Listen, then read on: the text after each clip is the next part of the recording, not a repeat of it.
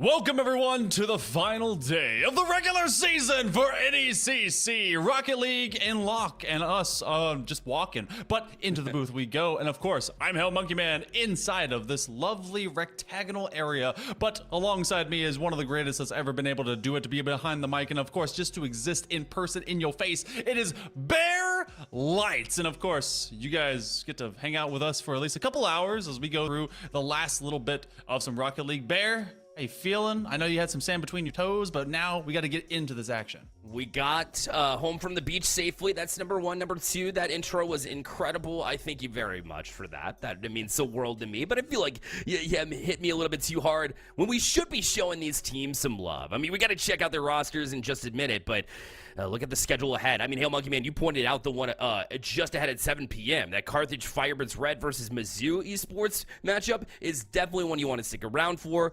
But of course, the match at hand is the one that we need to discuss, because this one, also a banger. It's in the Challengers Southeast B Division, where we got Southern Miss Gold facing off with Arkansas State Black.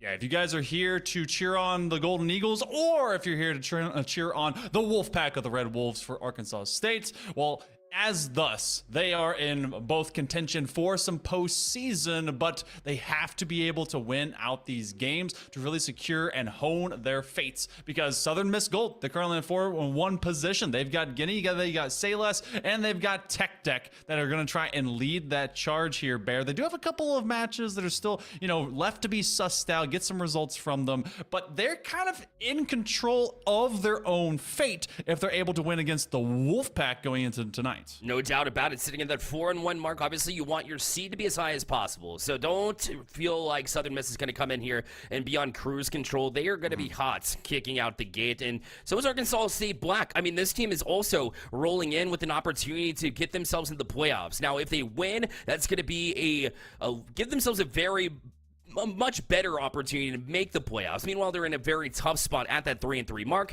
but Son of Neptune 1, Mr. Chims, and Balloon coming here, making up the trio. Need a big win here, especially against one of the best teams here in the Southeast B Challengers Division. It's going to be a tough one, but I mean, they've been up for the challenge. It's not like they've been blown out consistently throughout this season. They have done big things, and I expect the same to happen here today. This is a very young squad versus a somewhat seasoned squad. You have Southern Miss that they have a grad, a senior, a junior, and I think also another junior in this kind of capacity for the Golden Eagles. But for Arkansas State, they have a couple of freshmen that kind of make up the main composite, Son of Neptune being, I believe, that junior as well. I'm not quite sure what Mr. Chims is, but regardless, going to see if a seasoned experience here for Southern Miss will be able to win out. They are in the slightly better position to end out their season in a big way, secure maybe even that second or third position here in the Southeast B division and in fight for the top. Everyone looks at Montevallo. They're 7-0. That's not what's on the prize right now. Simply survival, ending out your season with a bang. We're going to go to game number 1.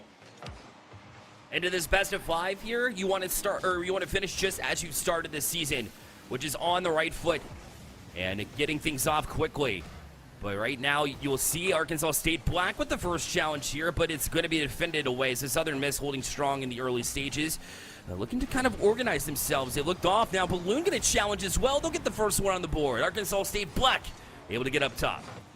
Red Wolves just consistently hounding into the back line. Sayles getting boomed out, and then you have a last-second turn as Balloon simply just puts something of a threat, forcing the defense to have to commit, and it's going to be the slowness by which the Red Wolves will be able to punish. And I know that's just off the kickoff rip, but the Golden Eagles got to feel like they got to get away from some of this pressure, because that's what the Red Wolves want to have them under just on all night long if they can help it.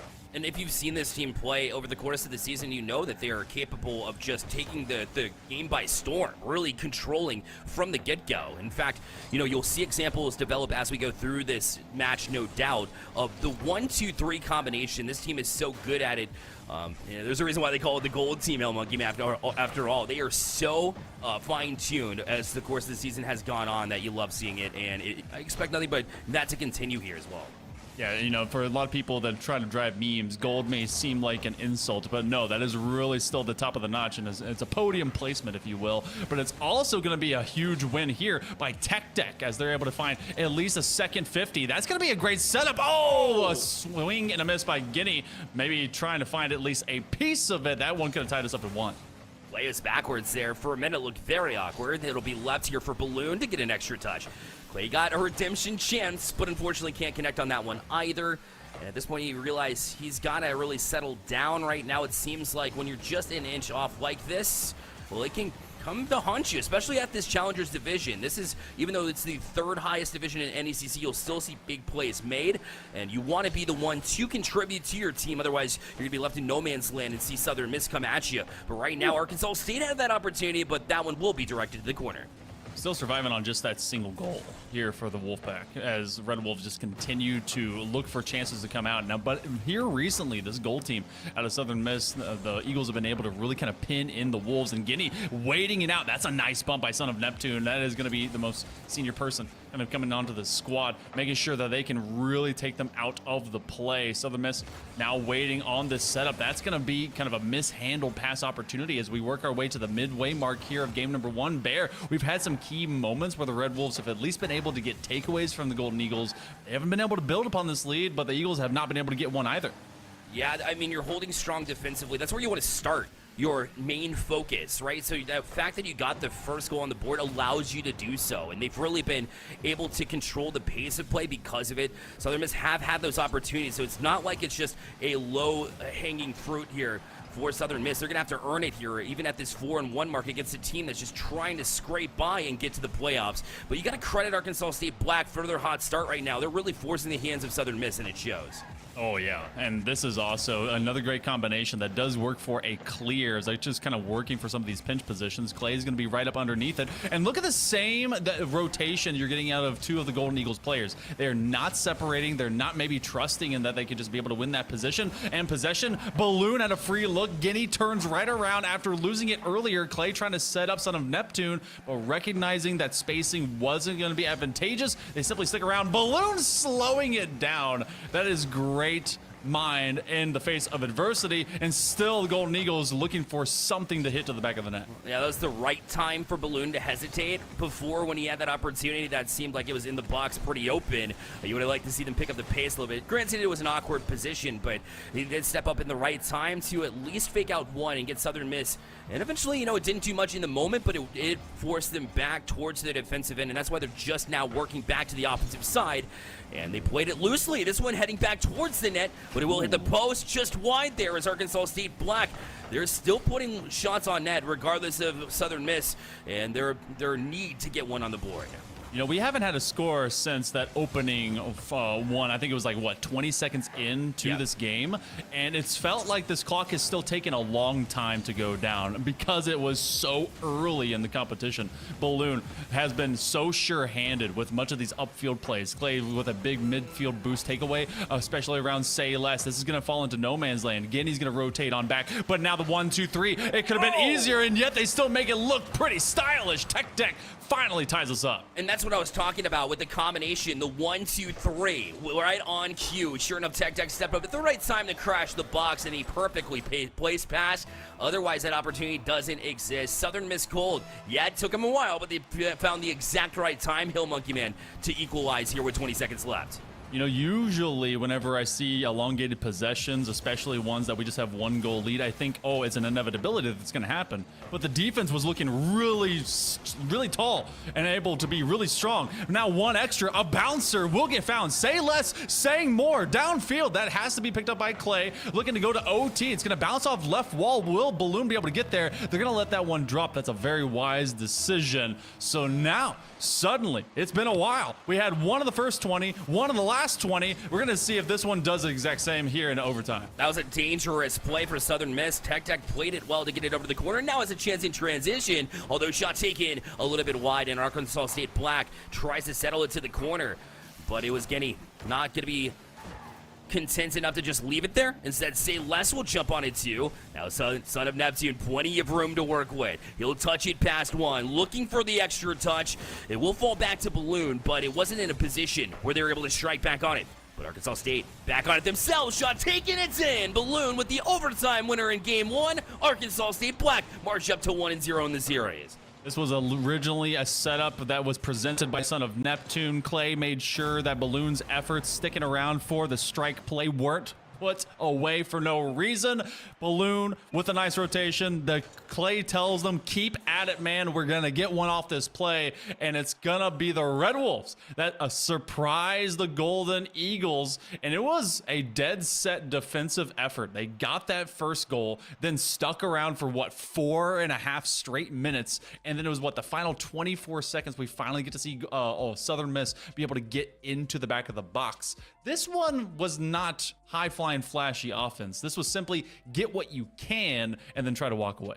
Yeah, give what the defense takes you is cliche, but that's exactly what it felt like the entire way there. Arkansas State Black, credit them. That's what we talk about when this is what we mean when we say control the pace from the get-go, because it wasn't their cleanest game by any means. We saw a couple of mishaps from Clay a little bit earlier. Granted, Clay was able to step up towards the end of that game, but you also saw Balloon with a couple of fumbles themselves on the offensive side. But when you're able to gain possession and keep it the way that they did, even though we saw a little bit of a sneak peek of the Southern Miss that we know of 4-1 where their passing was on point, we still saw that Arkansas State Black was able to take control back and not allow shots on net. Instead, in transition, able to get the overtime winner off of those sequences. So excellent play from Arkansas State Black to control from start to finish.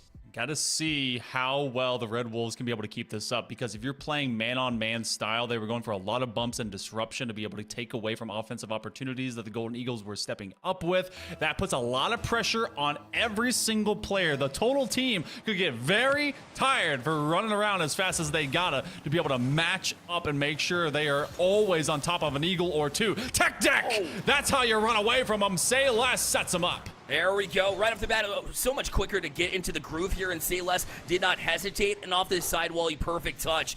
Arkansas State Black defense, although they dove for it, not able to get over in time because Southern Miss was on it from the kickoff. Didn't take long, Hill Monkey Man, 7 seconds in, and they'll have their first lead of the series. You know, you're not able to play more that man-on-man style if it's straight from the kickoff. That's a little bit more chaotic, especially. They're going to have one diving on. Guinea! Oh, the crossbar, giving them no favors. And Balloon wants to make sure that Say Less doesn't have an extra chance to look at it.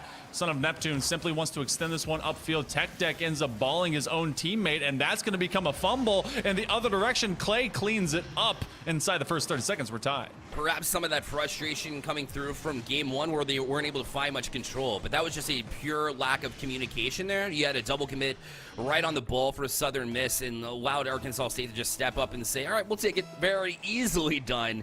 And 30 seconds in, just get it back. So any momentum from Southern Miss has been killed, but they're trying to get it right back. But Salas didn't quite have enough room on that short side post. So Arkansas State Black, even though a bit of a fumble there as well, they're able to get out unharmed. You and I have seen a lot of games, especially that open up after going from a very defensive effort, a 1-1, a 2-1 OT, goes into a blitzkrieg of just nonstop offensive opportunities. Southern Miss feels like they left a few behind, especially because the Wolves were able to pick their pockets from behind. But even as they're tripping them up, they're now being able to move up and down this field very, very swiftly. Balloon, key handler, looking for Clay, trying to back pass it. It doesn't really gain a lot of lateral space. Son of Neptune going for it as well. And now it's a full race.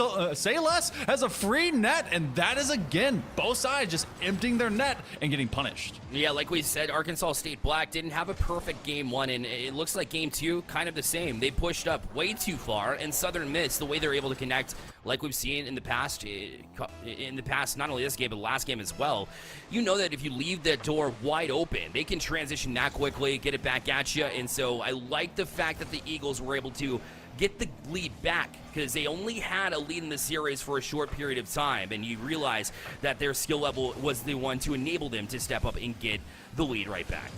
Say Less. Oh, actually, I don't know how he won that possession right there. Son of Neptune was keyed in on it the entire time, but you know, right now it's Southern Miss's time to try and maybe kind of find some stability. We've seen a lot of just what will happen off of going off of 50-50. Arkansas State came off the lesser end of one as they kind of kept everyone upfield, but they're now really getting frisky with it. Oh, look how quick they were trying to key up getting Tech Deck taken out. Now they move this one right upfield. A nice floor pinch ends up being off target, and yet they found so much extra territory to try and cage up these Wolves.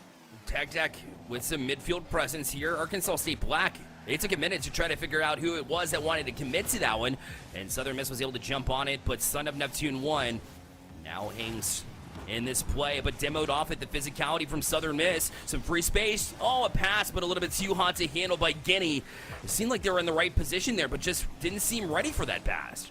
No, not at all. And it was also one of those that was like a kind of a direct punch instead of a soft give into a zone to kind of lead them by the nose and like have them go forward to it. It was like, hey, take this. And it was like, oh, just not ready to take that hot hand. But Tech Deck, again, another nice lateral setup. They're forcing the Red Wolves to really kind of just go into this patternistic set on defense. A little bit of extra collateral here, though, as they're looking for at least a bump play. Balloon, more of a solo artist in kind, trying to get some of these big passes, but we're at less than 2 minutes to go, and everything's gone a bit more quiet on the offensive side as we look to get physical. Yeah, they haven't been able to launch past half field here. You see Guinea again turns it back directly in for the Eagles, and Arkansas State Black now will try to get it past, but still the positioning of Southern Miss has been pretty drowning here. They haven't been able to find a way out. You see Tech Deck even challenging here, and Son of Neptune wanting to hold it in because they haven't had that pressure. Great job to at least play it into the box, but it'll be easily handled by Tech Deck. And although this will spring back across, and he wasn't able to touch it, but Say Less back on it here. Balloon able to transition back in. So finally Arkansas State Black is able to get past half field, but they have to execute, and we just haven't seen it yet. There's been an awkward gap created on the Red Wolves half. They've really not been in a solid rotation. It's because of so many of these demos, and they're having to hyper-respect much of the possession play. Say Less finding more. Oh, boy. Balloon just has to literally pop that one to the sky and pray that no one was there to dunk on them, but then it becomes a move the other direction. Clay wins a touch, and it's going to be on target, but Say Less is in a great quarter of that net. They go downfield. Counterplay. Great pass. No connection. Not as hot as the previous one that we denoted before, but 40 seconds to go, and the Red Wolves are trying to get a bit hotter, but they're right on top of each other. It's right in the playmaker's hands again. It'll be Say Less. This time, not looking for the pass. Going to try and challenge the back wall. I like that change of play, too, the switch up, but Clay able to get to this one. Now we'll try to find this read. Oh, almost had it as he looked down and was way above it, but wasn't able to find that angle. And with 20 seconds left, Arkansas State Black, they got to stick on it, but a big miss from Clay that allow the hands of Southern Miss to jump on it. Although they look like they gave possession away, that's a big clear with Tech Deck with 10 seconds left. be able to punish them here in midfield. That's going to be Sayles getting rid of Balloon, their key striker. Clay looking, he's just trying to figure out whether he should be on Neptune 6 or just nearby. And in fact, it's going to go the other direction. Guinea, no pig, is going to be finding themselves with a Golden Eagle dub, and that will turn this one into a best of 3.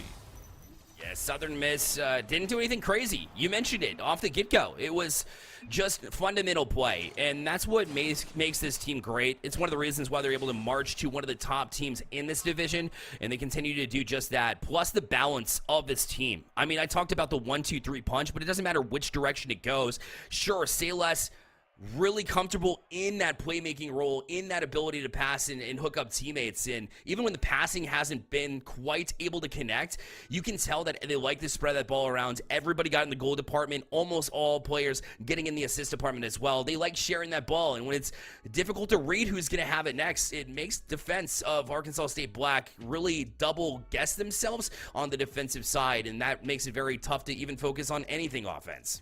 This is also a team that they have not had a single series where they've been swept. They know how to be able to kind of adapt to a team that has really kept them at least at odds. Game ones are often the most variable of BO5s, and you can tell that the Red Wolves were trying to be very fast, having to persist on a defense that simply would not surrender much, and then see what they could do very quickly off of kickoffs. But for the Golden Eagles, they look very systematic. You see both Tech and Sayles taking up those positions to be able to really methodically get out of their own half and then look for some of these passes. Sometimes it even felt copy paste. I swore Sayles just did like the same move. I was like, all right, I love Rocket League, but do something different. But it works. Why change what's successful? What fix what ain't broke, you know? Yeah, exactly. That's what the saying, that's how it goes. But yeah, but that balance has been very noticeable. I mean, when we talk about Arkansas State Black, it just hasn't been the same. You know, you have big plays coming out of Balloon instead of Neptune as well, and finally you get Clay up and running here as right off the kickoff, 5 seconds in, just able to beat Tech there, so perhaps sparking Arkansas State Black to another run here, 1-0 right off the bat. I mean, that is a very early, in fact, their earliest goal, and I feel like Clay is also that guy that's been trying to really get into playmaker positions. Son of Neptune, trying to make at least one into a 2 as swift as they can. And Guinea just has been a big bad bully, really looking for bodies to lay out and Red Wolves to put away. But that first one is still going to stick, and everything has now come to balance. Settling in for sure, looking to maybe push the boundaries of what we've been able to see them accomplish here. Southern Miss, the Eagles, were able to step forward in this one. An early goal, yes, but look out. The Eagles looking to press in. Although Clay gets up in a hurry and able to beat Guinea out to this one. Sayles with a quick turn. Does beat one with it. Misreads the handle and want to be able to continue that. Although you don't look at the shot on net. So I like the fact that even when you miss that dribble, even when it seems like you're out of the play, you're not, you stick with it. And that's a great job from the defensive Southern Miss to step up as well to honor that effort on the other ends. And they're able to keep it out in keep a 1-0 deficit at the time being. Tech has been really systematic about making sure that they find some great positions. What a dink off the inside of that near side post. That one could have been detrimental, and yet so calculated to make sure it doesn't plink on through. Son of Neptune is going to try and slow things down. Guinea got a demo, which means this is free. That's exactly what Tech was calling up. Get that goal line open. Yeah, and Tech was jumping in like he was about to let one rip, maybe even a little bit higher off the mark in case the defender was ready for it, and they were in position. But once he saw the demo come out, that's when he saw the adjustment to just put it on net, keep it simple, like they've been doing all series long. And equal at 1, we will be. But looking to change that. Clay pinballs around. You take your bounce luck when it comes. Arkansas State Black back on top. Oh, Guinea went for boost, didn't want to stick around to try and deal with that, and sometimes you need to be more lucky than good and just be in the right place, right time to see how things finish out. Clay finds a second one here in this game, and sometimes the Red Wolves just need to keep howling, and they just burn down against the Golden Eagles. That's a big demo, but it's going to be Son of Neptune to make sure to at least pressure this out. A dump to no one, that becomes a clear. Tech will settle it for Sayles. They push directly back in, challenging the back wall, but up for it was Balloon, recognizing that nobody was guarding that back wall in the first place. You want to cut it up before it's there. It's in front. Say less. Able to thread the needle here. And we'll equalize again with 3 minutes left. Oh man, you got to feel for Son of Neptune. He actually came off the sidewall. He kind of had to jump off that and then just was a little bit too far to the inside. What a putback shot. No one expects that. Bouncer or going where the defender was. So great ideas by Southern Miss, who honestly have been a bit more mechanically inclined and successful, but Arkansas State is simply outgutsing them. And with less than 3 minutes to go, this again is just down to a BO3. What a great flip reset, looking for anyone to come up and help him out, but Sayles is way far back. Leave it to the Golden Eagles to take to the sky to get their last most recent challenge here. Getting on it as well. Sayles will jump to it, looking to get this extra touch, but by the time he went to the ground to try and get a touch on it, Son of Neptune already back out. Now looking to challenge Kenny, try to step forward. This one will bank off the corner. Clay was up in a hurry, but maybe a little bit too quickly as they weren't able to find the right angle. Although it will fall back down, challenging his Son of Neptune, staying up on the play, but a bit of misorganization here by the Red Wolves and allow Southern Miss to get out of the zone. They need to not mishandle this. Tech is literally up in their business. They need to be a little bit more concerted about how they take that possession, especially in their own box. They have had Sayles, Guinea, and Tech all looking there. And again, oh my goodness, I am sweating. If I were a coach, I'd be like, all right, I mean, you haven't been scored on yet, but eventually that's going to get sussed out. And now Guinea turns it back in. Balloon, although the touch, again, it's loose here in the box. Eventually, Son of Neptune 1 is able to get across before any more damage had been done. But they are still not out. Still looking for a way. But Tech continues to threaten. This one out in the box. The demo will leave it relatively free. Balloon gets to it here in Clay. Up to the top of the box will carry out. That's only as far as you get demoed. Now Sayles was thinking about a pass here. In fact, we'll leave it for Tech knowing you're out of boost. Tech has been that pressurer, so you might as well just leave it to him. But Arkansas State Black with a much-needed clear.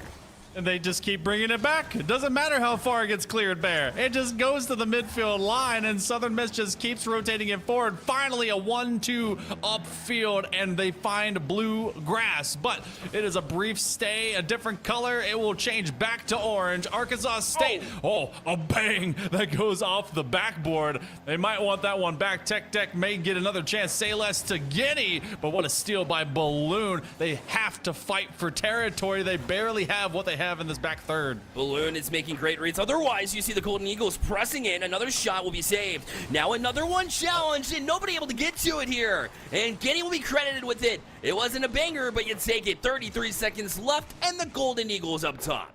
It's the one they needed, that swooping in from left to right, finding the outside of the ball, and then just putting that underneath crossbar beyond the two defenders. What a placement shot. And it was nonstop. Oh, Son of Neptune looking straight from the rip. 30 seconds to go.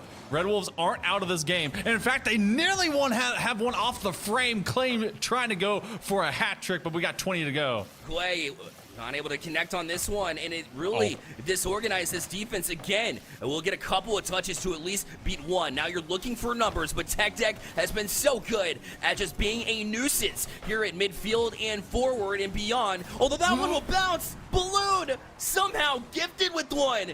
Oh, it hit the ceiling, and Southern Miss just couldn't get the read, and suddenly we find ourselves equal with just 4 seconds left. Oh, you gotta feel bad. Who was that screaming out? I think that was Sayles.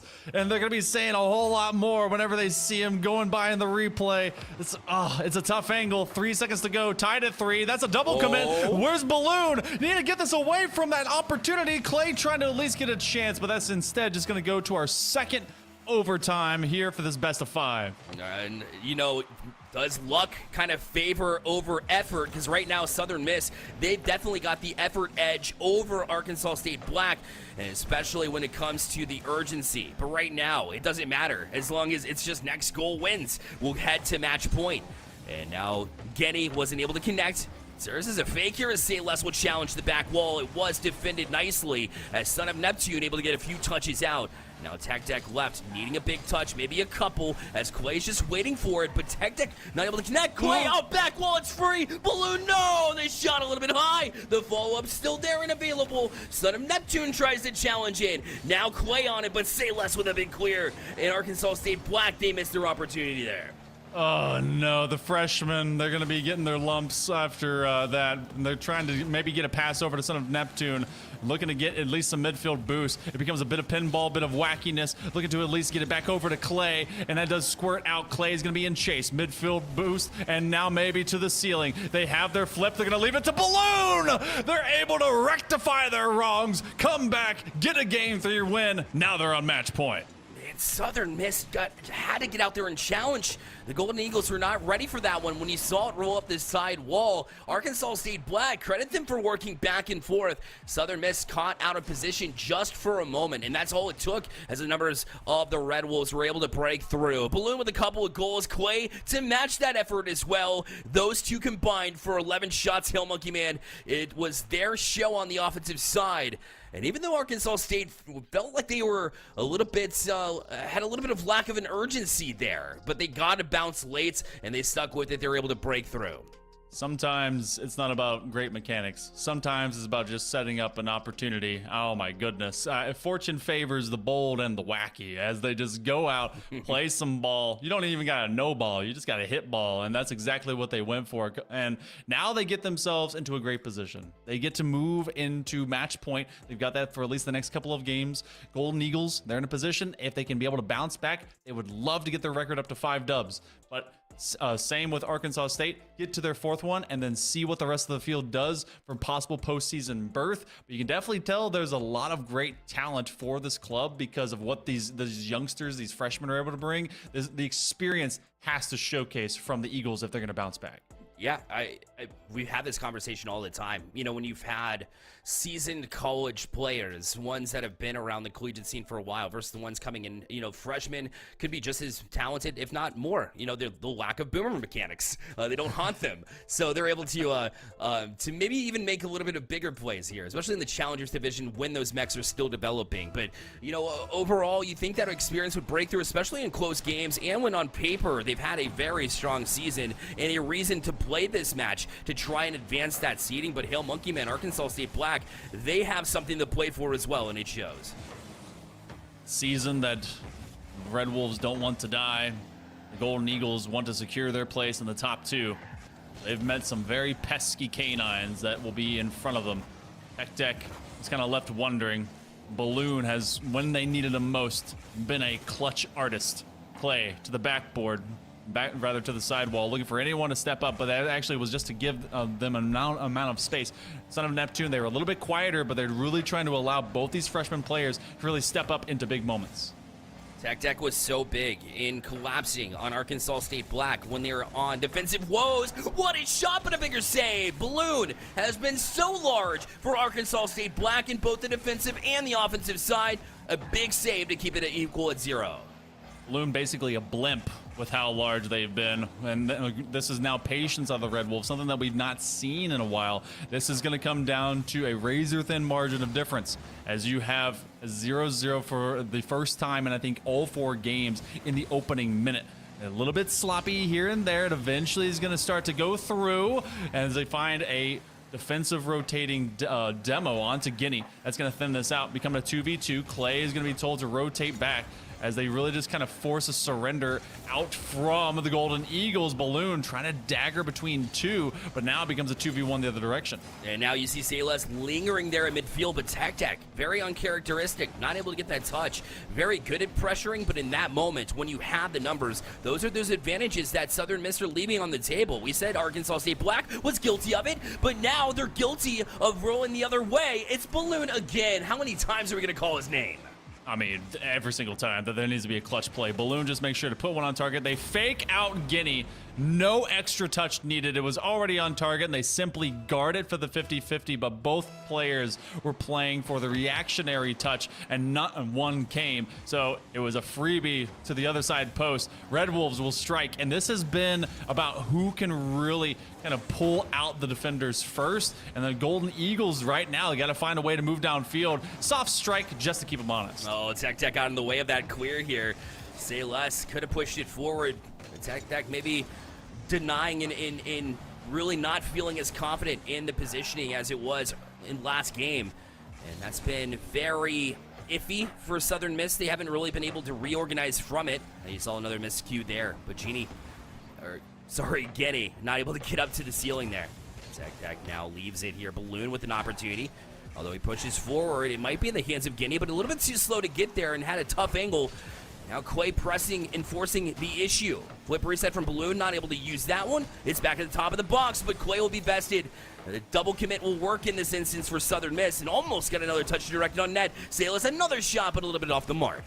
They really kind of, I mean, they were able to get a double commit on that one, and then it finds so much space, but then otherwise they're not as just set up as they were before. Salas and Tech being the key players to try and make that happen. Guinea balling everyone, and when he does, it takes on a 1v3 and absolutely vivisects the Wolfpack. Oh, just the one chip and then the patience. Look at the dribble around too, and the strength. You got it all. The mind, the body, the spirit, and my goodness, a solo effort for the ages, especially at this Challengers division, a crafty play.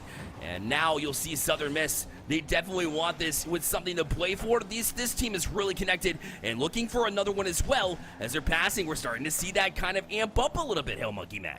I mean, that's what they need. This has been their bread and butter. That one nearly going over the head of Clay. They had just enough boost to go and meet it, but it's weird to see anxiousness out of Southern Miss. They've been so keyed up about being quick and technical. Say less. They've got an option over to their right, but it's going to be Balloon that at least comes up first. But now it's going to be Tech to make sure that this is still maintained. There is no midfield boost that was taken by Salas already. So off of these longer passes, that's going to plink off to the sidewall. Salas with a chance. Giving it to Tech. Strike on target. Exactly how they drew it up. They take the lead. No, this is classic this team. Southern Miss, Say Less has been hooking up this team, and you've been waiting for somebody who's been able to catch those beautiful feeds and finish. And that was Tech so comfortable as he's always been within the box, pressuring Arkansas State Black. To see that combination come alive is got to be great for everybody who's a fan of Southern Miss, as now they're going for it again for an answer. Arkansas State Black, but it'll be shut down by Say Less. I'm only seeing individual plays right now out of Arkansas State. Not exactly what a wolf pack does. It's made of more than one red wolf. Got to make sure they're all there, but they were hanging in the wings, seeing what elongated possession they could get working out of Son of Neptune. But if you are the Golden Eagles, simply bear down upon them. Make it tough to rotate forward. Clay finds a lot of open space. Tech mishandles it, but it does kind of roll out from that back brick space. Balloon just gonna boom it down, see what will happen off the sidewall. A chance. Clay, does Son of Neptune step up? Yes, they do. Strike is on, and we are tied once more. Oh, the perfect answer. You need a passing play, you said? Well, Balloon got it to Clay, who chipped it high, and that was such a tough read for the defense off the corner, and Arkansas State Black does the rest. The Red Wolves, right on it, right time, and now they're keeping their chance alive to close out in this series. They don't want to see any more of this 4-1 Southern Miss team. They want to close out. They want to now. And although they were able to strike back with some pressure, with just 20 seconds left, it'll be Southern Miss the other way. But a great shutdown again, as this one will roll out to midfield. They're not done. Guinea Tech now going to be pushed out of position. A chance for Arkansas State Black. Oh. It's all the way back to Salas. He'll push into the box. And now it's actually Guinea. Bumped off it, demoed off it. Now it's Southern Miss trying to transition back. 0-second opportunity still alive. Say Less trying to challenge. This one will be pushed down. Excellent play from the defense of Arkansas State Black, and we head to overtime yet again. That elongated 0-second play brought to you by everyone's breath being held, as Arkansas State really felt like they weren't exactly playing for the kill shot there. They were playing to get to overtime, and it was the Golden Eagles really looking to shut things down in regulation. Clay with the send. Who's there? Oh, it's going to be Son of Neptune that just booms that the other direction. The freshman and Balloon stepping up, looking to win it past two. They in fact get it away from Guinea. Tech makes sure to have those sure hands. Clay to anyone, but no one in the right position. Son of Neptune simply wants to keep this play going as they begin again from the back half. Salas has such a good recognition of when you need to push forward. That was an opportunity that they put on net directly. Usually they're looking for the pass. They're looking for the feed. But that was a perfect time to try and challenge the back line of Arkansas State Black, as the Red Wolves had pushed a little bit too far forward. They do again. But Salas, although the challenge was there, Balloon to shut them down again. Balloon has been the one keeping Arkansas State Black into this game specifically. Clay, the challenge just fought off by Tech. Now the other way, say less an opportunity, but two are able to get back in time for the Red Wolves. Golden Eagles nearly getting caught out on some of these moments where they really had just a wide open gap, and Tech making sure to be that defensive mastermind. Say less. Oh no, Reed! Oh, what travesty! Balloon puts it away. That one goes all the way up. It was a floater, and Sayles just simply couldn't find the angle. Balloon shoves it through. That is a 3-1 series win for the Red Wolves. Oh, goodness, what a way to take it. The Red Wolves knew what were on the line coming in, and they did play their hearts out. And even though Southern missed gold, they looked like the better team in some instances, but they weren't able to get the job done. I mean, the Red Wolves were on a mission from the get-go. They didn't play the cleanest series either. In fact, a 3-3 record throughout the season would indicate that they would have preferred a better season. But the capstone it like they did here tonight and be able to take a win over the 4-1 team of Southern Miss, that is a big win in their book. They gave themselves the best opportunity to make the playoffs, although granted, they still need a little bit of help perhaps to get in.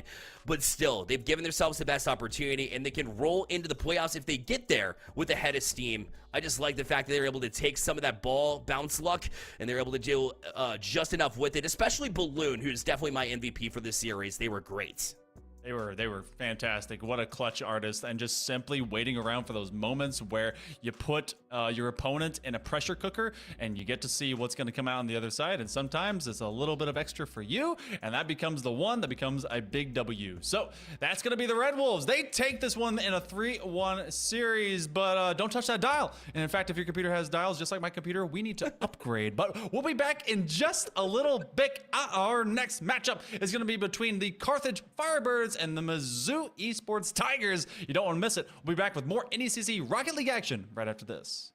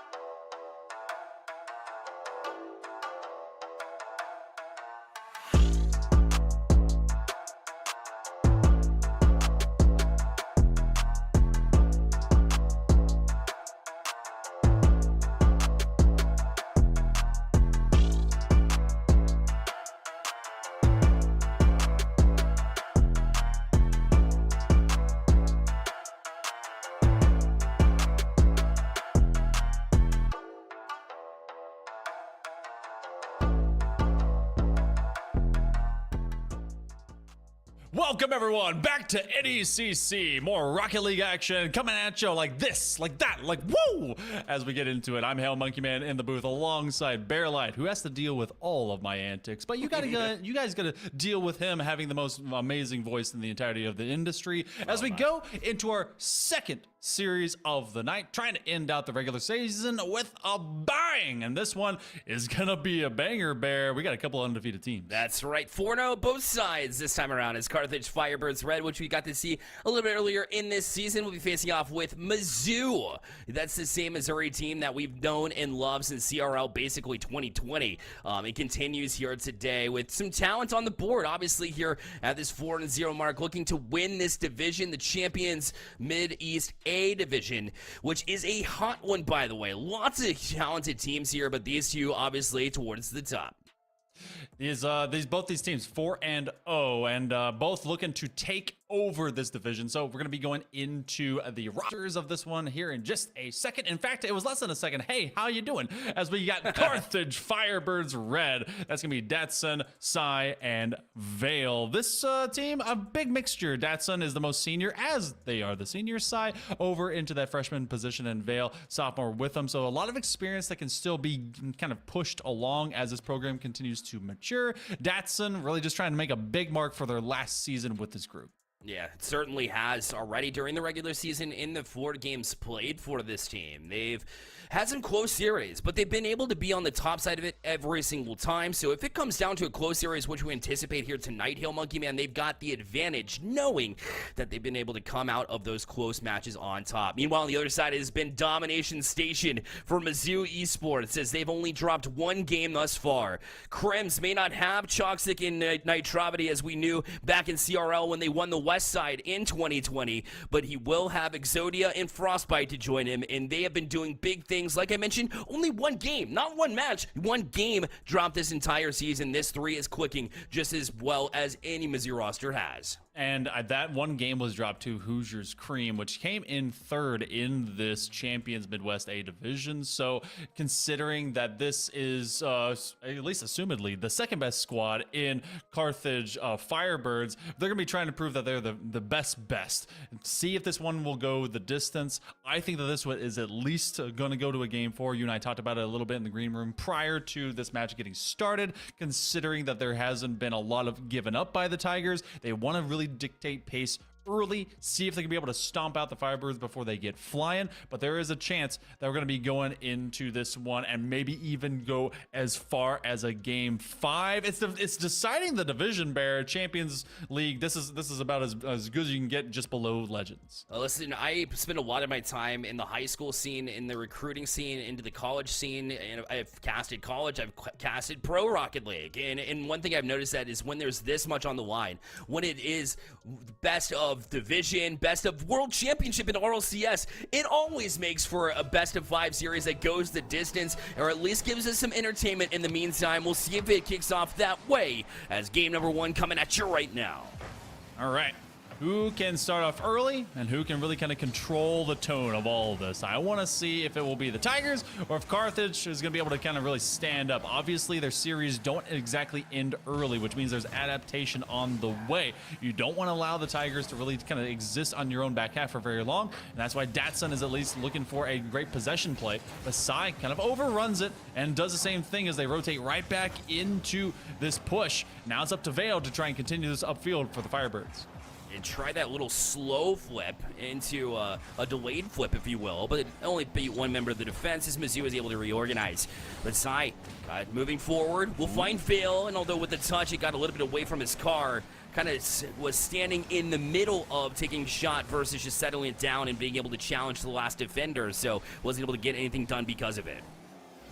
This one's just kind of been running it upfield, having to turn away and trusting their teammates. That becomes a big 1-2 combat to just boom it out. Frostbite's going to have an opportunity to just drop this into the box. They're going to put it over to a teammate, go crossbar, and great patience out of Carthage. They don't overcommit to try and get this push and eventually working for that clear. And strange combinations. I like seeing the Tigers trying to just kind of experiment in the midfield, and nice flip reset, but Sai susses it out, and yet the Tigers' attack continues. Krems from that angle. We know he's capable. In fact, when the shot was on, though, it looked like Dustin was ready for it. Datsun will hang back here, let the rest of his team jump in for a challenge.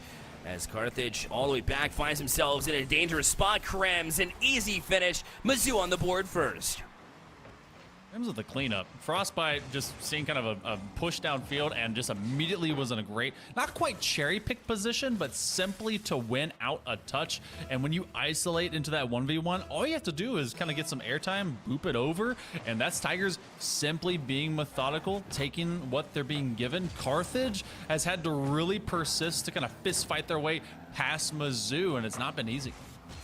It certainly hasn't. They've been pressing pretty regularly, and just in 2 minutes to notice that trend is definitely difficult to deal with.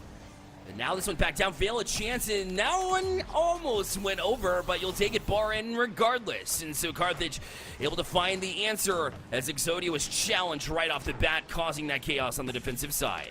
And Sai was able to get a big bump into the last defender. So, hey, clear the box in any way, shape, or form or opportunity that you can. And if it's got to be with some physicality, so be it. Krems on target. Sai again will be involved in the play, this time defensively to make sure it stays tied at one apiece. But it is not without the Tigers trying to just plink one through. They have been stuck here for Carthage on their back defensive box since that early kickoff rotation. I like that intentional back pass from Frost to try to get it back to Krems. Now you'll see them do the same. Here's Krems up for it. All the way up to the ceiling. The extra touch will elude one defender. And although it was Dotson trying to get the challenge here, now look, they're right back at you. Frostbite hesitated for just a second. Looks like he was eyeballing that far side post to try to put it behind a defender, but ultimately ended up just getting out, or they weren't able to. Exodia able to crash the box and up high to do it. Mizzou back on top. Grims with a great idea, great mind to just put this into all the open hexagons and see if Exodia can go and obliterate straight into an opportunity, and they do so. You got to separate from the wall. Make sure it goes into open airspace and force Carthage to really come and find you. Frostbite for one straight off of the kickoff, and the Firebirds simply have no quarter, no rest whenever the kickoff occurs. Tigers always bearing down upon them. Yes, Sai, even in that moment just now, was having to try to manipulate his car in order to get the 100 boost. And when you did that, you gave up possession right off the bat. That's the kind of chaos this will cause. Look how quickly they work here. Mizzou right back on the gas pedal. This one will try and push into the zone as momentum almost carried the ball there. It will eventually, but Sai gets a touch. Although the trail of the ball says it went off a member of Mizzou, Carthage was able to cause enough where they were able to chop at it, but they still haven't gotten any ground gain every single time. Mizzou just able to punch it back in. Less than 90 seconds to go. Tigers have been able to really keep Carthage caged in. These birds want to fly, but they are going to die, especially as Datsun takes that one from Exodia. Great defensive rotation, and then becomes a 2v1. Look how they're already pressuring and bullying that back goalie. They have to separate to either side of the pipes. 70 seconds now as they just kind of burn precious moments. It's only all of game number one, but it's really a great tone setter as the Tigers want to make it a trend setter. Look at the pre-jump. Exodia telling Frostbite, hey, you see me? I'm totally open. Nearly got that one, but Carthage pushes up. Still pushing. Bale able to find the top corner there, and we'll equalize here at 2. Just under a minute there. Krems just loosely played it over to the side wall. You don't see that decision-making falling apart there. It looks like he didn't look around before that passing decision was made, and Carthage, of course, is all over that one. They didn't get the 4-0 and no reason in the course of the season, and they are coming here ready to strike. Wall separation really told that one to find open box territory, but Tigers, oh boy, Frostbite trying to chill out with it. Exodia will commit. There is no one back there save for Krems, who is good for a sure thing. Frostbite already on the next read, but Krems is really keeping these Tigers in a good position. Otherwise, that one could have been just detrimental. Now Carthage again caged back into their half. Dodson had a good chance to escape, but Mizzou was already on it. Their aggression has been effective, but Carthage has found little holes to get around it. And right now, it's been able to hang them in this one. But with 10 seconds left, here's Mizzou. Off the back wall it goes. A chance but fail. Able to step up just the right time to get a chop. And now it's back towards Mizzou's end. Krems having to chop at it and go his own back wall, which seems dangerous. It still is. Sai up for this one. But preset the bump. Oh, the extra touch. Not able to get to it, though. In overtime, we go in game 1. Great bump. Great flip reset. Great crossbar play, except it doesn't go north and south. This one, oh man, nearly done in 7 seconds. Exodia is going to give Crims another look at it, looking for a quick angle. What a shot! But the old iron size, the fourth player, is just not allowing the Tigers through. Oh, that was such a keen play and almost a mechanical play from Crims. It was, as they almost erected on target. But now their aggression maybe causing them to pay again, but the recovery speed alone from the Mizzou defense will settle them in. Crims was looking for that pass, but it was read all the way by Sai. It'll be Frostbite to turn it right back in. He's got Datsun trying to challenge here, and Vale will step up as well, Exodia, to keep them in the zone. Chopped across. This will be pinched. Far side post. It's Frostbite on the back doorstep. We'll end it in overtime. Mizzou 3-2 in game 1. Frostbite with the ugliest car skin in the game, but with one of the prettiest upper 90 placements to be able to finish off the chance. Everyone expecting out of Carthage for that one to go the entire arch of the net, but there was one tiny square left open. That's going to go over to the Tigers, and look at the shooting right here, Bear. 5 out of 6. All by Vale. A lot of defense to have to account for because they were just being pushed in by the Tigers. 1 goal apiece spread over to them. And I mean, they're just looking pretty good. Really didn't allow Carthage to exist beyond their own back half for much of that game. I think about only 30 seconds of that game was Carthage, but at the same time, I think it's a good strategy against Mizzou, who are very smothering. There were very little times where they could get out of the zone, and when they did, they were able to capitalize a couple of times. I mean, that is definitely a win that you can take into this one. Not a win on the score charts, though, so obviously, you know, you want to see those results. I did like the fact that they used Mizzou's aggression against them in those 2 moments, but it has to be a matter of not just relying on your defense, but pushing forward, gaining some chances of your own, and then feeding off of Mizzou in their aggression. So a bit of balance there would do them favors, and I think that they're going to keep this series close. Again, just with an overtime in game number 1, it's trending that way. There's no doubt. It is, but it's also one of those, will we see multiple overtimes and Tigers simply take over? I think that there was a few opportunities left behind. Obviously, some very mechanical clip-worthy plays that maybe could have been the woulda, coulda, shoulda. Sai is going to find one straight off the rip. That is how you reset the tone of a series. Yeah, certainly. The kickoff, and look at Mizzou. They had a member jump up there to try and get the challenge, but it popped over their heads. Carthage kind of a bit lucky to push it forward. Maybe they read that Mizzou is crashing up very quickly, but either way, they will take advantage of it here with the open cage and looking for more here as Datsun will leave it here. Vale trying to get another touch here. Exodia left it on the doorstep, and now Sai, a couple of touches directed on net, but Crims able to be up for the challenge and make the initial save. Easing that space. Oh man, eventually the Tigers get their way out of their back half. That was very hard earned, and now you have Crims. This is going to be the key player that really sets the trend for success for Mizzou. Crims has been that player to really get them on either end of the pitch to move up and down and find some level of opening. Boy, a double commit. What a heater. Sai, backboard, freebie, a triple. Why not? Sai's able to find a second goal for the Firebirds. Oh, talk about stepping up. The double commit from Mizzou. Sai said, I've got 1-2 is a little bit high, but I had enough boost in the tank. That's where boost control comes in handy. And you just laid on it to get that extra touch there, and a highlight reel goal. Clip it for him. Carthage up 2-0 and making a statement piece of their own in the first minute here.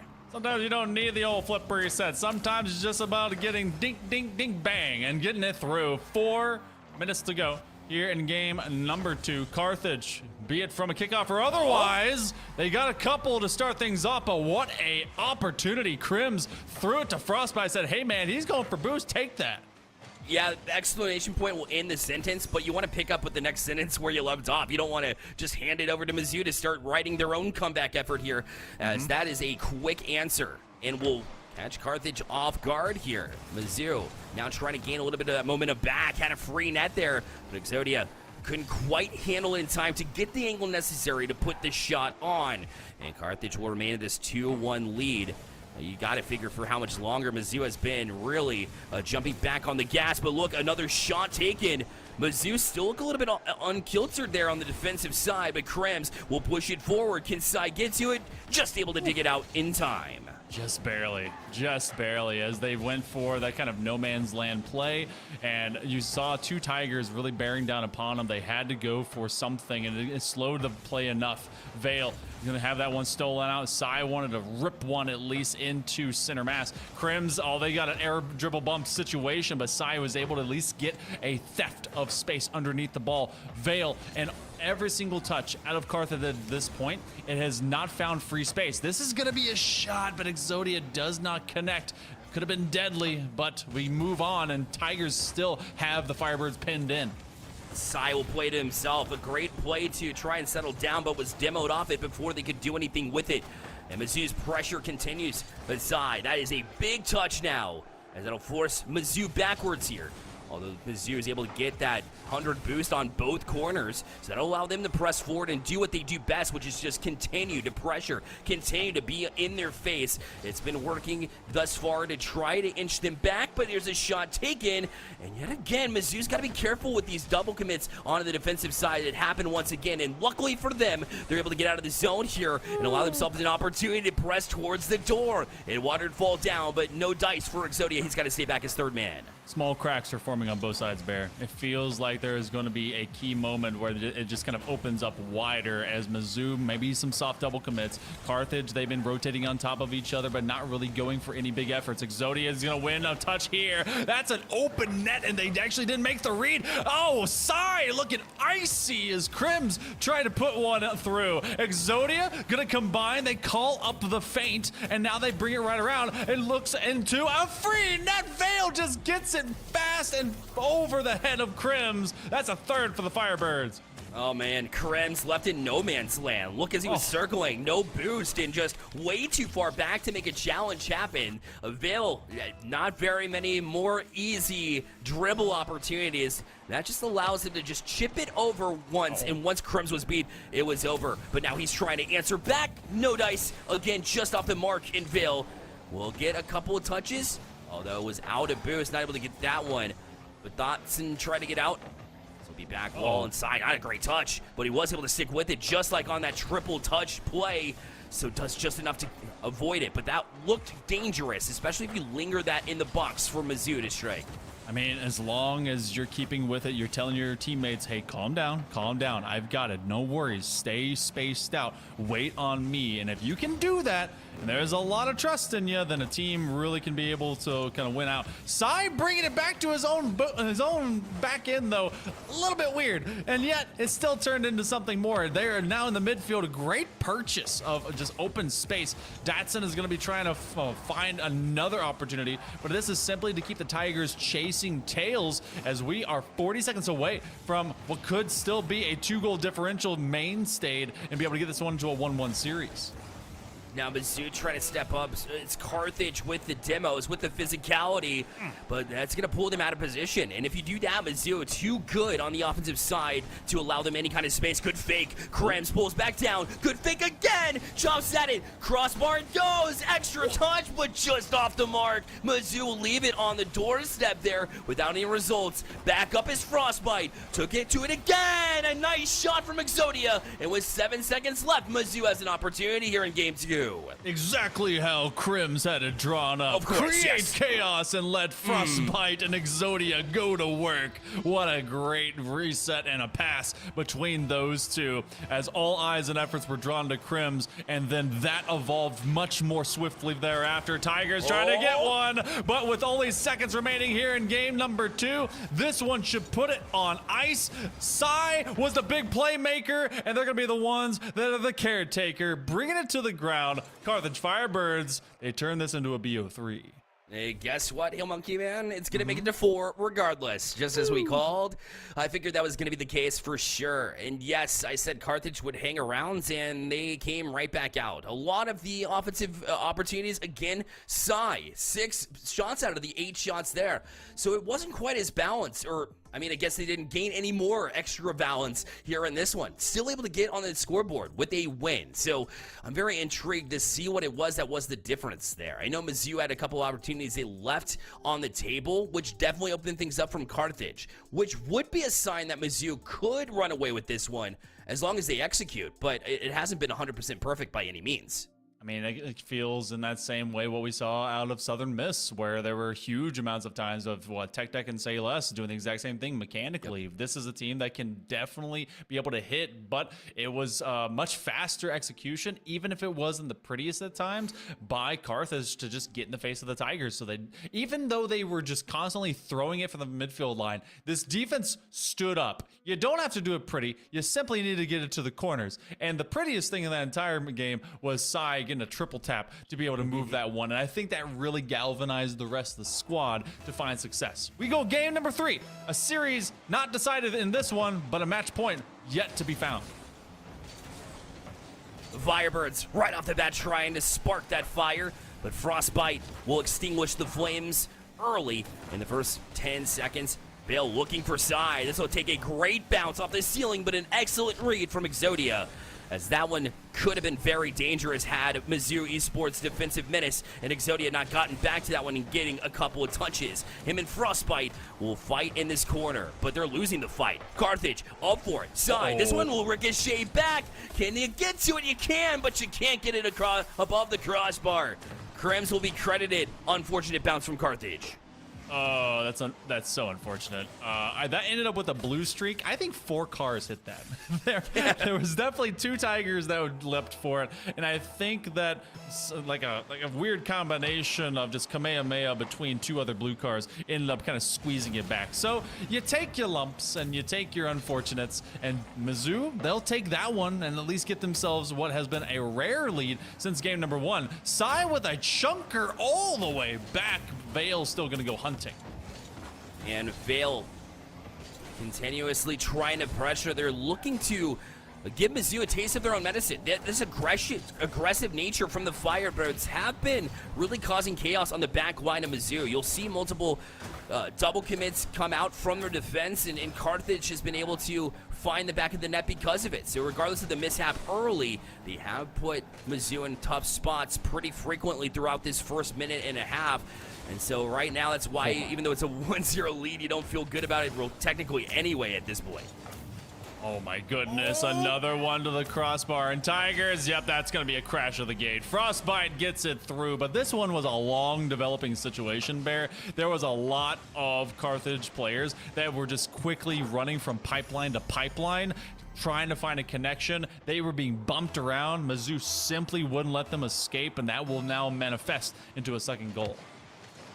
As many saves as there have been in this series, Hill Monkey, man, this has really felt like both team have a full-fledged effort to put on pressure on the offensive side. You see it again in Mizzou. But that's why you see the chaos both ways defensively. They're so keen on trying to get their offense working and to control the pace once they get there, that once you get on the defensive side, it's nothing but scrambles, east to west, just trying to keep it out. But a lot of the boost is wasted, and that's why we see a lot of clumsy defensive plays in what has otherwise been a very clean season for both of these teams.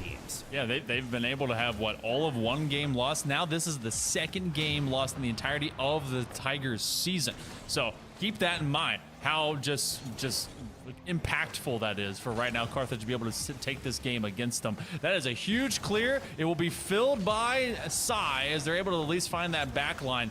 But at times, even when they kind of commit small atrocities, I say that it's like dignified elegance, also distressed elegance, able to just find their oxymoron, move forward with it. Krems, flip reset, looking for a chance to give it over to Frostbite, but now this is just big 50-50 land, Bear.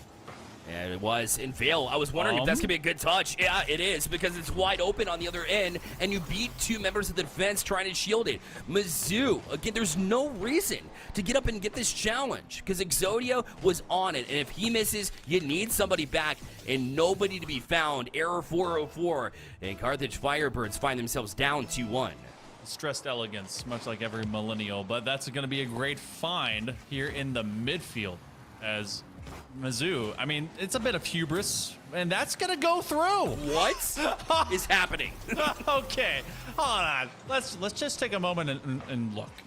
Sai saw 50. They're trying to bump it, and Crims was just a step too far.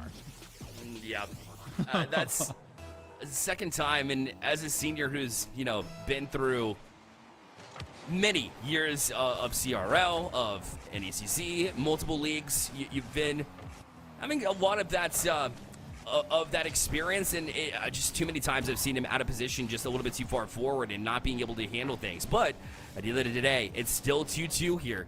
And Crims will need to settle back in. It's just interesting to me. I haven't seen it from Crims in the past, and so I'm just scratching my head like, what is going on with this player? You got to settle him in, otherwise it'll be an issue, especially when you look for your leader for success. You definitely do. I do believe that they'll be able to kind of really recoup themselves. Great 50 win. This is exactly what you expect out of your senior in your program, on your team, and regardless. Oh my goodness! Datsun! Wow. What's a beater? Wait, but he was over here. Hold on. Bump. What? Oh, Big bump? see you later. There it is. Ah, See you there it later. is. I was like, dude, he's in the corner. How in the world did he get that? Oh, thanks, Vale. Team bump. Yeah, took the veil off your eyes, and you were able to see and witness the bump of beauty. Got up, wasn't even intending to touch that one. Instead, a creative play, but looked out again. Dotson not satisfied with just a 3-2 lead, trying to do more damage against Mizzou. Maybe a statement piece if they can close out this game. But Mizzou is still within one, regardless of their mistakes. Vale is still pushing forward. He'll go off that ramp, which will propel the ball high, but another touch from Carthage will seal it into the offensive zone. That's until they transition again. Crims took a shot, but Sai was able to meet it where it was. Ooh, looking to kind of stretch this one a bit wider. Tigers want to bear down upon this, and that's exactly why they're trying to infiltrate into this backline possession. 40 seconds to go. Firebirds, they've taken 3 in a row after surrendering the first 2 to Mizzou. Datsun ends up giving it back over to Frostbite, and it's Crims that's chasing after it. It's going to be a high bouncer. He brings it low, but no one expecting how quickly that was going to be executed. 25 seconds left. Tigers are going to start getting a little bit riskier, which means that Carthage can be able to punish. Datsun thought that maybe just leaving it would work its way to the box, but not against Mizzou, who's so quick to get to it. They're just killing more time anyways. Down to 10 seconds left. But look, the numbers are actually in favor of Mizzou. Crims tried the pre-flip, but was beat to it. A big clear yet again, and Mizzou will have to go to the length of the pitch. Can they even get it up in the first place? Frostbite able to do it. Now he's pushing it low. Crims, he was off chasing a bump instead. It hits the ground. Carthage gets away with it, and they will be up 2-1 in the series, marching to match point.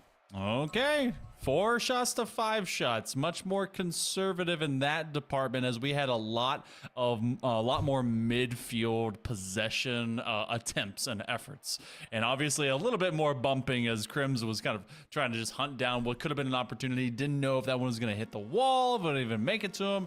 But now we settle in. Match point has been obtained by the Firebirds. This is 2 undefeated teams here in this Champions Midwest division, both vying for that top seed position and whatever, kind of makeup we have of the postseason bear. But this is now a team in the Tigers that really needs everyone to step up and be able to keep Carthage from being able to get fired up. And we've been calling all 3 of their names, and granted, mostly in a positive manner. And so I feel like they have a decent balance, but the way that Carthage has been able to approach this game has really left them in unfortunate circumstances as a team trying to work as a unit. A lot of double commits on the defensive side, and it doesn't harm them naturally or all the time instantly, but instead, sometimes it takes some time to develop, and eventually when Carthage gains that control, just as Mizzou does, the same thing applies on the aggression on the offensive side. You give possession to Carthage and they can basically go 1, 2, 3 just as fast as Mizzou can, and we've seen examples of that. That's why those 1 or 2 little mistakes have been the difference maker. Every game has been within 1 Hill Monkey Man for that reason alone. I look to both the seniors to simply provide stability. Crims with execution, and Datsun with providing a lot of open field effort to go over to Vale and Sai. There's been a lot of great mechanical works being done by both of those players, and they need to be enabled in big ways to make sure this offense has a chance to stretch into the field in a big way. That goes crossbar. Datsun outside looking in. Vale is going to be the one that actually gets a kick out. That one could have been the other direction, and it is! Vale from the floor finds the first. Vale is the first one to catch it on the goal line, pushes out instead of getting complacent. Saw that Crims was getting a touch to try to back pass it out, and so you just read it and jump in on the play. That's excellent job to keep your head up in that moment when other players would peel off to maybe get boost, recognizing or thinking that Crims was going to stick with it. So I like that execution. I like that pitch awareness, and Carthage doing the little things right. Now, oh, okay. Exodia, they found their hands, they found their arms, and then they found their head, and their head is absolutely in the game. Past one, and then reading Datsun so much faster than the man could even open the dang book. They quickly respond. That's intense, just pure strength. We've seen a lot of methodical play, a lot of chess out here, and that time around is just pure force, brute strength. Able to dunk that one in a beauty in that top corner where nobody could deny. And Mizzou needed a statement piece like that to wake up the troops because they haven't gotten a game win since game number 1. It's been 2 in a row for Carthage. And now they're pressing towards the box. Exodia was looking for a teammate, but none available, so they did a good job to hold on to that, play patiently, but Vale with just enough effort to get it back out of the zone. But it's right back into the hands of Mizzou, and they're off and running. Sai had an amazing game to really kind of keep this team kind of up and going. Game number 2, obviously, great mechanical clip. And then Vale has really been the sure thing to keep Carthage in good positions. Crims from the back line has been a lot more ball chasey, but they got to get their team up and running and just see if they can enact much of that. 1-2 crossbar down, looking for the dunk. Datsun and Chase. We're still tied at 1 with now 2 minutes being ticked off. That one could be a clear and becomes a lead change. Just so much grouping up by Carthage here and so unnecessary too. And I guess that touch, I mean, when it pinches off your car like that, nobody was anticipating it. But all 3 members of Carthage were on that side of the pitch. You need somebody rotating around just in case. But, I mean, how quickly it pinched off that, it's just so hard to read there for Carthage that you can't blame them, but it feels bad that you let one go here, especially the game where there's not a whole lot of holes, but they make up for it so quickly, and who better to do it but Sai? This was a read by Frostbite. They were trying to get a big boom from that wall, but that is such a first touch spike play that if you don't hit that, that is an expectation. All of your team needs you to touch that. That's a freebie. So, Carthage punishing what the Tigers will leave behind. It's going to be Datsun and Vale trying to make sure they win a numbers game that they had the disadvantage of in a 2v3. Frostbite wants to get faster, lay it out. Tigers have had such a methodical push from the midfield line. I'm surprised they haven't tried to go for more of that great purposeful miss by Sai. Gets that bonk away from his net. Excellent. Its reads definitely haven't gone unnoticed by me at all. I know obviously a triple touch is obvious, but those little things, these little plays, it's very similar to what we saw on that highlight reel goal that continued to do things that force Mizzou backwards, force them into a defensive rotation instead of being able to play the way that they like to play, which is what we saw in game 1. So smothering, right? That offensive aggression. You can't get to it as long as Sai is making these touches to put it behind you and make it awkward for you as a whole. I mean, Sai has been so comfortable about bringing it across their own box. One of those things that you don't coach into someone, but you need someone that if you're going to subvert the expectations of an opponent like this, you have to take some of those risks. But it ends up cycling the wrong way. If you're Carthage, Tigers will just be able to pounce upon it. Crims was the first setup, and they just did not get a good purchase from that post. Crims there in the corner doing big things here in this game. I like the turnaround after the last couple games have been a little bit tough. You're able to still make plays like that instead of just forcing it up the wall and trying to make a pass off of it to settle it back down, push it off the wall a little bit, put your car upside down in order to propel it a little bit farther than the defense anticipated there. It was great. Look at this touch, though. Mizzou off back wall. Crims ready to take a shot. Not a whole lot of velocity on it, though, and that'll force them back down. Mizzou not able to get enough touches here, and Frostbite forced up for it. This one pretty free. Dotson waiting for it. Sai and him look like the miscommunication, as now Vale will have to hop up and just try to play damage control with a couple of touches to settle it down. Mizzou trying to push as well. Datsun finally a bit clear into the corner. Now looking to press forward. This will go to the box, but Crims calm, cool, collected, able to get it out to midfield. Gotta limit those Little League Baseball outfield moments where two players go for the same exact ball at the same time and then neither one ends up going for it. That one's gonna be a nice knuckleball. It's found by Datsun, and now you have the Tigers really trying to press the attack. They're gonna elongate these rotations. They're gonna send one and big gap thereafter. Oh, it's a foot race. Datsun trying to be able to get to the outside of it. Crimson is actually there to try and help him out, but no, it's gonna be Vale. They ends up squirting it back over to Sai. Sai trying for the takeaway. They double commit right on top of this. Half minutes to go, and Mizzou is just like, all right, Carthage, if you don't want to strike on our net, neither do we want you to either. We will take care of business. Down to 23 seconds left. Carthage, oh, they're finding more pressure from Krems. Now Dotson not able to jump at it either. It's Frostbite around the corner to kill more time. Dotson trying to set up offensive chance here. Vale now off the corner, looking to press in. Exodia will handle it for now. Kill time for Sight to try to jump in. We'll get some help from Frostbite now, but this one will stay up in the air. No, Dotson couldn't get the read. We had a game 5 in Champions Field as Mizzou will equalize it 2 here in this series. What better way is there for two undefeated programs to find out who is simply the better of the regular season in the Champions Division than for us to go to Game 5, to go to Champions Field? Lots of offense, by the way. I think there was at least 10 shots by the likes of the Tigers. Not the same out of Carthage. They had much more extension of the pitch, but nothing really being able to execute. A couple times they got through, but Tigers looked much more mindful about how they had to pin in the Firebirds. And as we switch over between maps, Bear, this is now got to be where everyone is at the top of their game. Has to be. Yeah, 11-5 was that shot count, and it wasn't just one-sided like we've seen from Carthage in the past, where it seemed like every single shot had to come out of Psy. Here on this Mizzou side, we said the aggression is what they need. That's how they're most comfortable. That's how they make minimal mistakes as a defense, because their third man's usually holding down the midline and pushing it directly back in with that trap game. If they get to that game, they do great. They look like a great Mizzou team. If not, they look a little bit chaotic. And credit Carthage, because not a whole lot of teams can do that to Mizzou. That's why we were in this game number 5. That's where we're here at Champions Field. And we'll kick off now to see which team gets just that minimal edge. Every game has been within 1 and expected to be the same here in Game 5.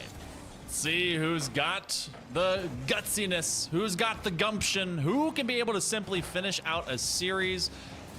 Carthage Firebirds, they've done it multiple times to go this deep into a series. And the Tigers, well, they got a free net to shoot on. Exodia found 2 demos, and yet great recovery by Datsun. That's the senior needing to really step up in big moments for the Firebirds. Again, all 3 have stepped up now. It hasn't just been the Sai show, although it has been a great one from him. But look out, Krebs shot taken, fired! 1-0 Mizzou in Game 5. An absolute blitz. Datsun, they didn't want to give this away. They kept it to the corner, but what a dive by Frostbite. And if you're Vale, there's nothing you can do. Simply have to wait on the shot. So much of it so quickly burned away inside the first minute. Tigers will find first purchase, and they're going to try and invest for more.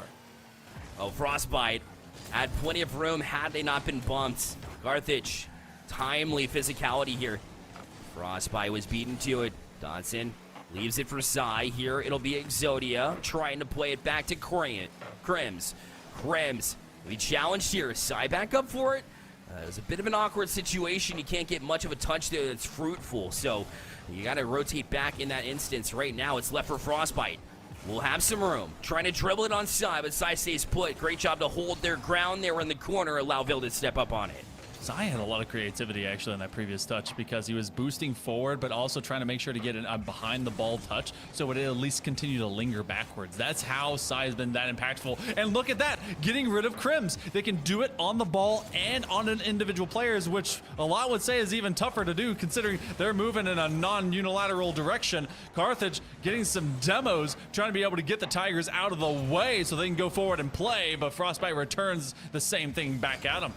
Carthage did a good job to stop this back and forth that we're seeing. We love this end-to-end Rocket League, but right now Carthage trying to hold on and force Mizzou backwards. A couple of touches will elude one, But Frostbite able to get back to it. Dotson will challenge just by trying to push it across the box, but Krems had the back wall locked down. Left for Frostbite. He'll hold on to it. Flick, no intended target with it, so it's just handed over to Vale. He's going to fake a hook shot. It serves as a pass. Sai just had to deal with Krems there at the midfield, I believe, and wasn't able to take a shot.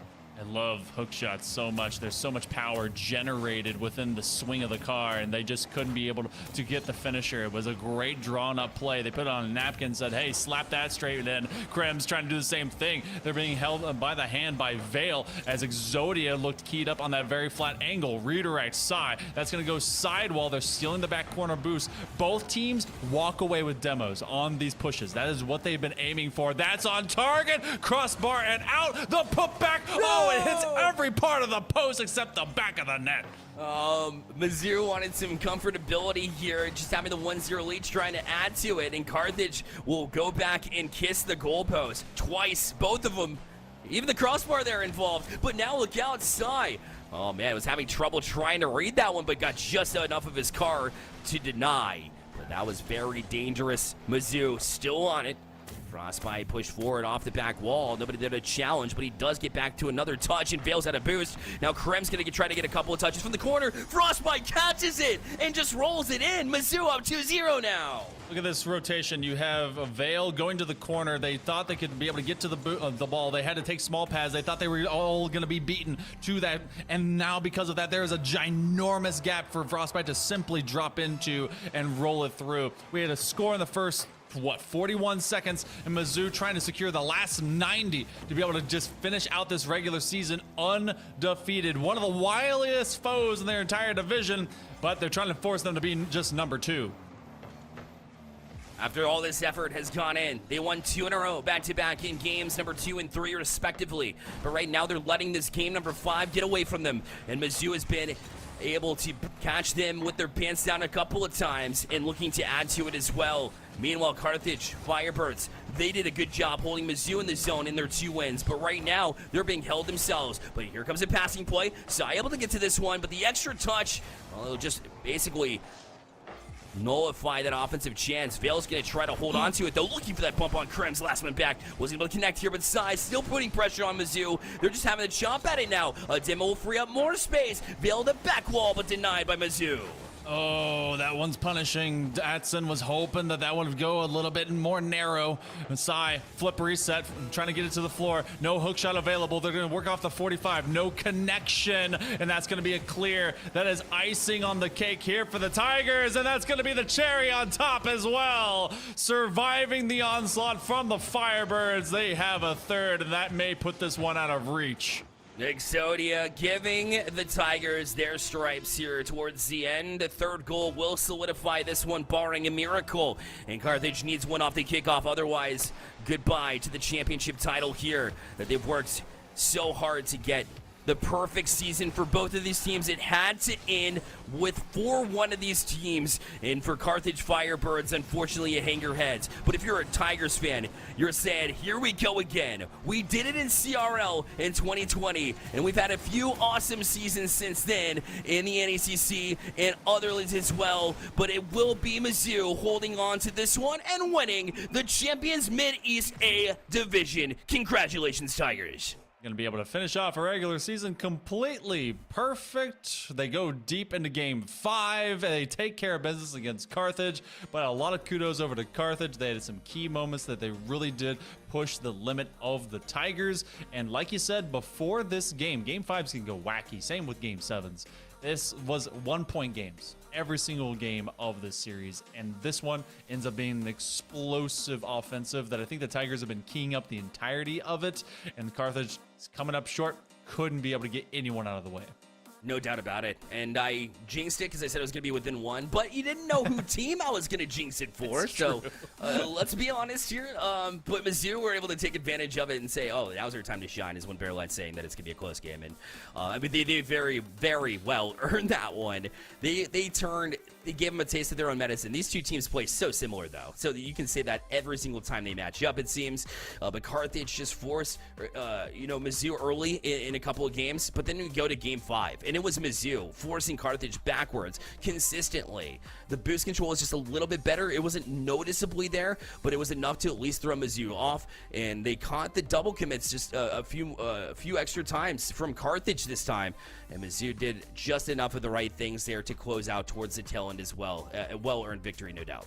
Very much was. But they're going to be maybe seeing each other in a collision course in the playoffs. We'll get to see what the rest of that looks like going to the postseason. But we're going to be taking a short break. It's going to be Illinois State University versus Grand Canyon University. New casters, as well as myself and Bear Light, will be taking an exit. We're going to have Fiat as well as FBI Tugboat joining us. But more NECC regular season action coming at you right after this.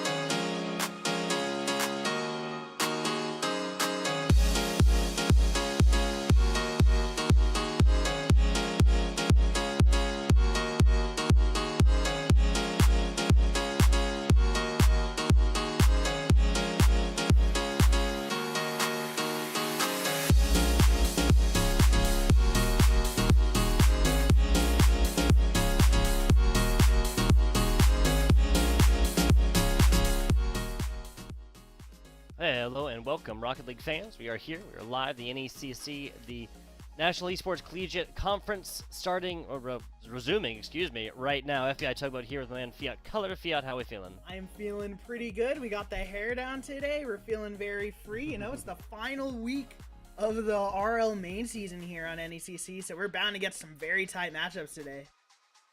Absolutely. Hey, tight matches. We already had that today. No sweeps on the day thus far. A 3-1 and a 3-2. Big shout out. That was Monkey Man and Bear Light bringing you guys the action. We got 3 more matches on the day for you guys. As you said, Southern Miss Gold, Arkansas State Black, Arkansas State Black taking that one 3-1. Carthage Firebirds Red dropping to Missouri Esports earlier here, Fiat. Yeah, definitely. It was a very close matchup, 2-3, obviously, going the distance. You know, it wasn't necessarily a reverse sweep, but it was back and forth, you know, that game. Both teams made mistakes, but both teams had some amazing, impressive plays, you know. And that's kind of the gameplay you start to see towards the end of the season. You start to see, like, these crazy, out-of-the-world kind of plays, and it's really awesome to watch just to see these teams battle for their last chance in the regular season. Speaking of last chances within regular season, we're going to be looking at Illinois State University and GCU, Grand Canyon University, coming up here first. And the writing on the wall is a little bit different for these two teams. We'll go through Illinois State University first. We got No Mansion, we got CG, and we got Sith coming on in here to take the virtual pitch in this Rocket League battle. Illinois State 4-2, so looking pretty fine right now. Of course, at the absolute worst, we'll be finishing 4-3, and that'll be positive for the regular season. Talking about sweeps and whatnot, what started off week 1, sweep against Southern Miss, lost but took a map off of Northwood Blue. Flip that situation around, 3-1 victory against Cumberland Phoenix Maroon in week number 3. 3-2 barn burner win against Ole Miss. 3-0 swept UCSB Gold. That is University of California at Santa Barbara Gold. And then last week, Maryville, what is one of the best teams within Rocket League, did sweep them 3-0. Let's take a look at Grand Canyon University now, Fiat.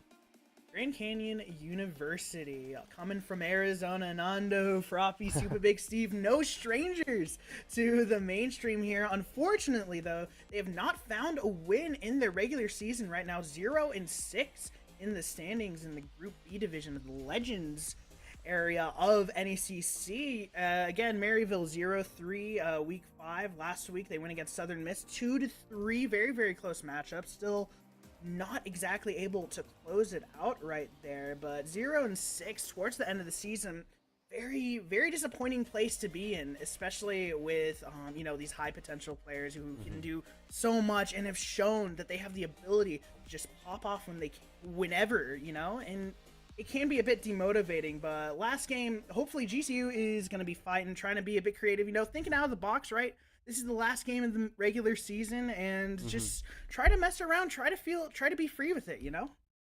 Yeah, it is worth mentioning as well that Grand Canyon University has only taken, obviously, 0-6. None of their matches have resulted in wins, all losses. But their only 0-3 loss, their only sweep against them was against Maryville. Maryville, again, a fantastic squad that did sweep Illinois State University literally last week as well. Every other one of these matchups at least took one map, if not two. Southern Miss did defeat them 3-2 fashion. That was week 6. Week 2, Cumberland Phoenix Maroon beating GCU at a 3-2 fashion as well. This tells me this is the team that can play spoiler, and that's really that all their role is right now, right? Illinois State wants to improve to a 5-2 record. Really, this is just for seeding at this point, but Grand Canyon University continues to play spoiler. Now we're talking about a GCU squad that can take their first W here in the last week of the regular season.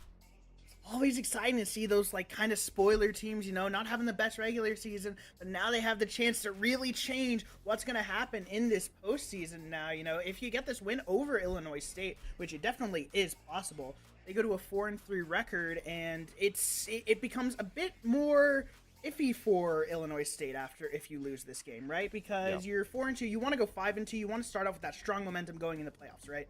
But if you do lose this game, now you kind of have the issue of, okay, was it just we weren't taking it seriously? Were we not playing well? Did GCU just have the best day of their lives? So you really do. This really is an more important matchup because it is at the end of the season. You don't know. This is kind of like a pre-screening of what these teams are going to look like in the postseason. Yeah, it really is. Regular season performances don't happen by mistake. Illinois State finishing this out 4-2. Let's take a look at some of the similarities between these two teams in the form teams that they did play. Both of these teams dropped at least one map against Cumberland Phoenix Maroon. Of course, Illinois State took the W, whereas GCU took them to a Game 5 that they would end up losing, of course. Taking a look, Northwood Blue, both of these teams finished out in the same exact fashion, and that was week 1 and week 2, so as early on in this season as you could get it. Still, taking a map off of a squad from Northwoods is no laughing matter. It's a fantastic job for GCU and Illinois State both to have done that one. USCB Gold, this is really, later on in the season is where these differentials, start to show themselves less often, but as it is, we're going to be hopping into a very short break. We'll be back with you guys in a second. We're just trying to get everybody here and ready, not trying to talk your guys' ears off before we really get on into the action. FBI Tugboat, Fiat Color, back with you in just a minute.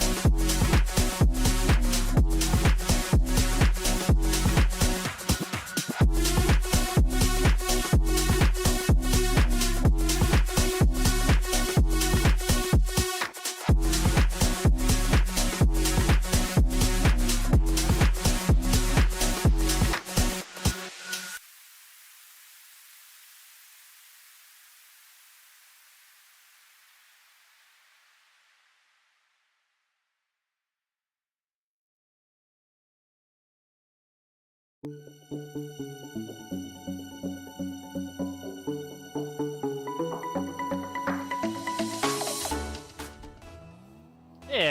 and welcome back, folks. There was a little bit of a delay on the game, but that just means this is going to be oh so more exciting. Coming here, hot at you. Illinois State University taking on Grand Canyon University. I am FBI Tugboat. I'm here with my man, Fiat Color. Fiat, how you doing? I am doing pretty well. I've been waiting for this matchup for a little bit now. Yes. You know, again, Yes. you know those technical difficulties. But Illinois GCU matchup in game one right here, trying to find something right now. Game one's always a bit more of a mental battle than anything else, of course. I can agree with that. But game one also has the ability to really set the motion in terms of how you want your team to be playing. And No Mansion off the bat going with the shot like he's listening to me over here. CG, great pass to the midfield. A little bit of a musty flake. Crappie, not the best 50. Mansion just able to capitalize. And both Grand Canyon members not named Froppy had a solid option at that one, both flipping towards it, but a hard angle and a fast ball yields single point here. Illinois State University. Now No Mansion up in the air, looking on the air dribble. You have Sith on the backboard. Might be a good pass, but it's going to be Froppy shutting that down immediately. CG now still in the corner, keeping up the pressure. A bit of a weird double commit coming out from Illinois. Should be fine, though. They're able to keep that on GCU's side. Great bang from Froppy right there. Super Big Steve not able to get that redirect, unfortunately. Might have been on net, but now Illinois State on the defensive end a little bit. GCU pinning on some pressure. Maybe a shot to the midfield. That's going to be an open net. Okay. Super Big Steve reading that perfectly. Bottom left. Super Big Steve, gargantuan goal for the Grand Canyon University squad. Folks, it was last year, what am I talking about? Last week that I was talking about GCU, or 2 weeks ago, excuse me. My goodness, we're casting GCU, and I said Texas over and over and over again. Instead of confidence, people. Hated it. Hated it, of course. Grand Canyon University out of Arizona. Great state of Arizona. Great state of Arizona as well. Arizona is now in Pacific time, folks. Pacific time. Why am I bringing this up? No particular reason. This match was delayed. Not saying those two things are related. That fact and those two facts, excuse me, that one, Arizona is in Pacific daylight time, and second, that this match was delayed. Just two independent facts of each other, folks, okay? I mean, like, look, down here in the Southwest, numbers are hard. You know, it's hard to keep track of all of them. There are like 3 of them. That's a lot.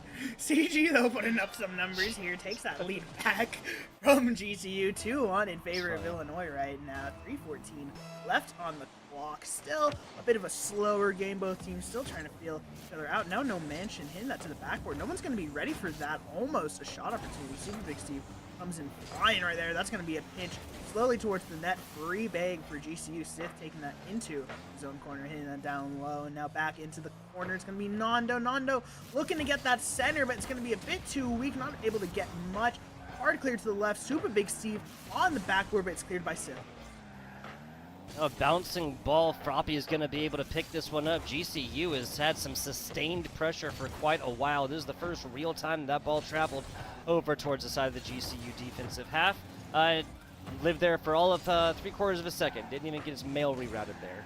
Another shot. That's going to be on point. No Mansion gets nothing more than a tipper onto this one.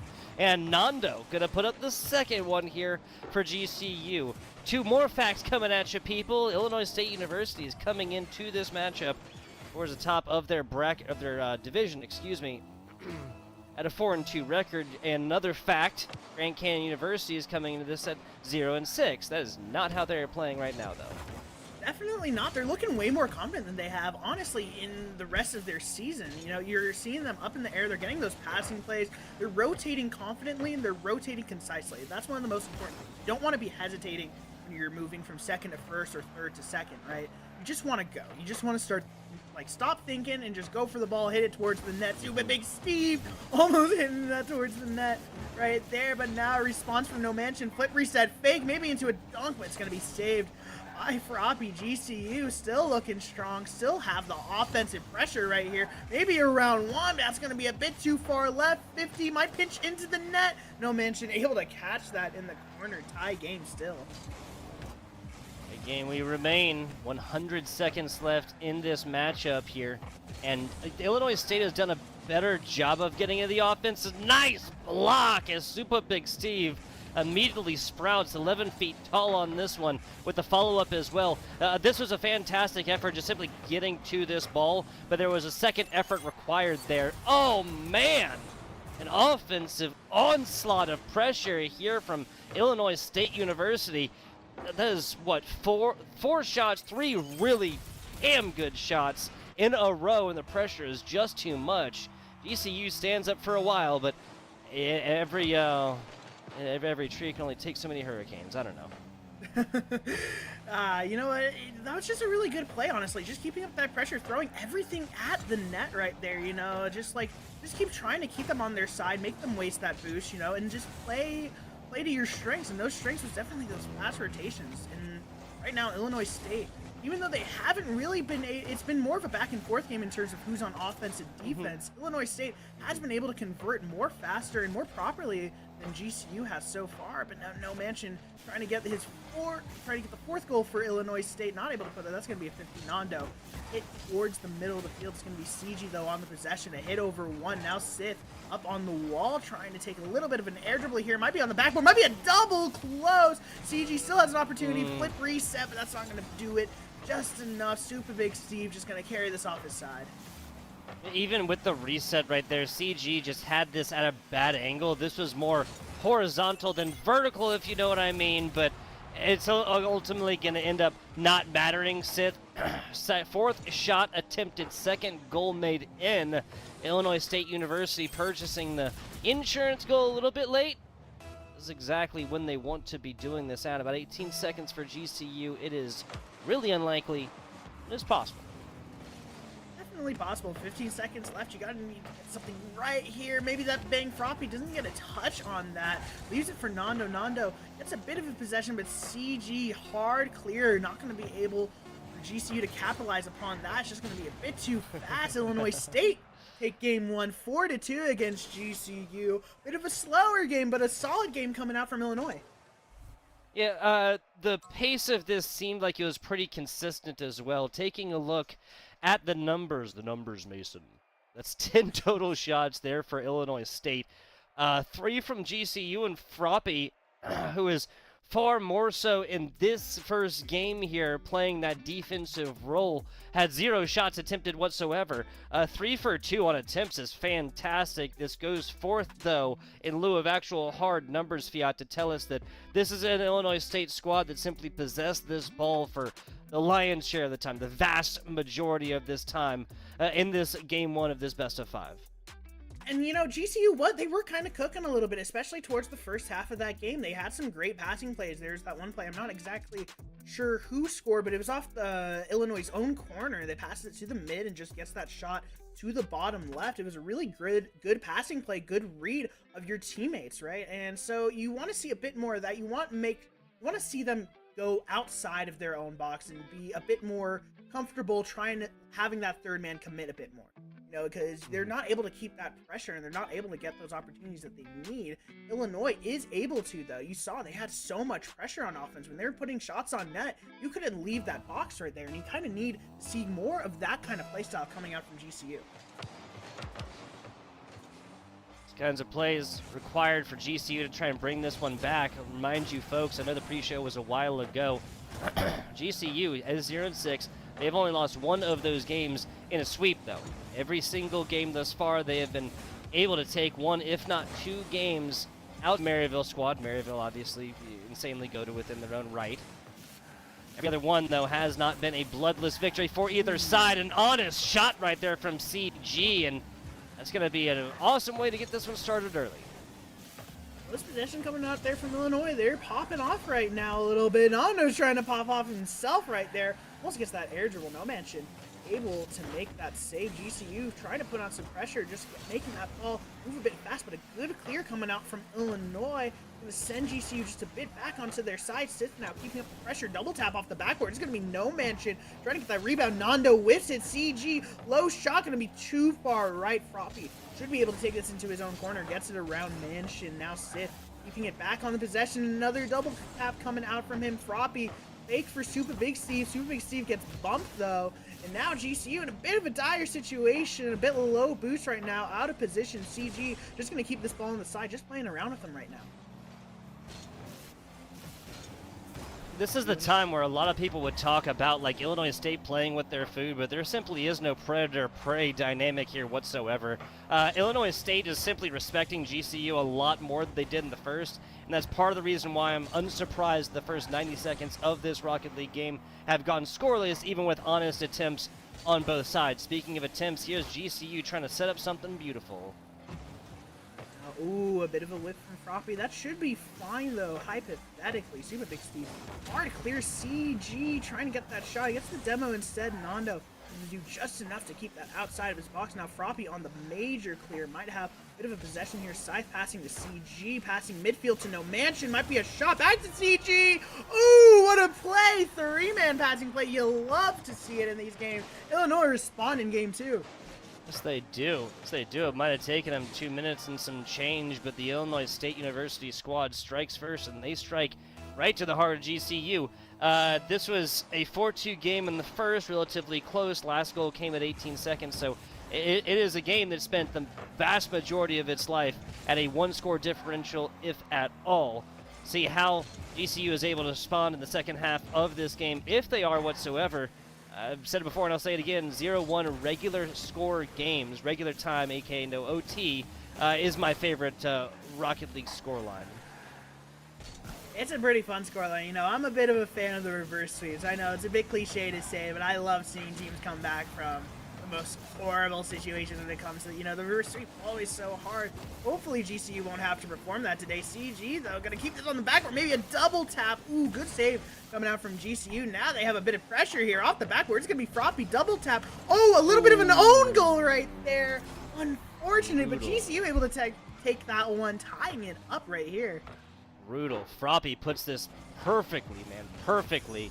Like, yes, this is an own goal. Even if this Illinois State player hadn't have gotten that, this is a bouncing ball, like, right in front of goal without a whole lot of velocity going down, right? Like, this was a goal regardless, even if it was a technical own goal or GCU coming flying in, because literally lined up to tee off at this one. 1-1 we go. Again, do not paint me surprised that this is a tie game down bottom. That's GCU taking the lead, though.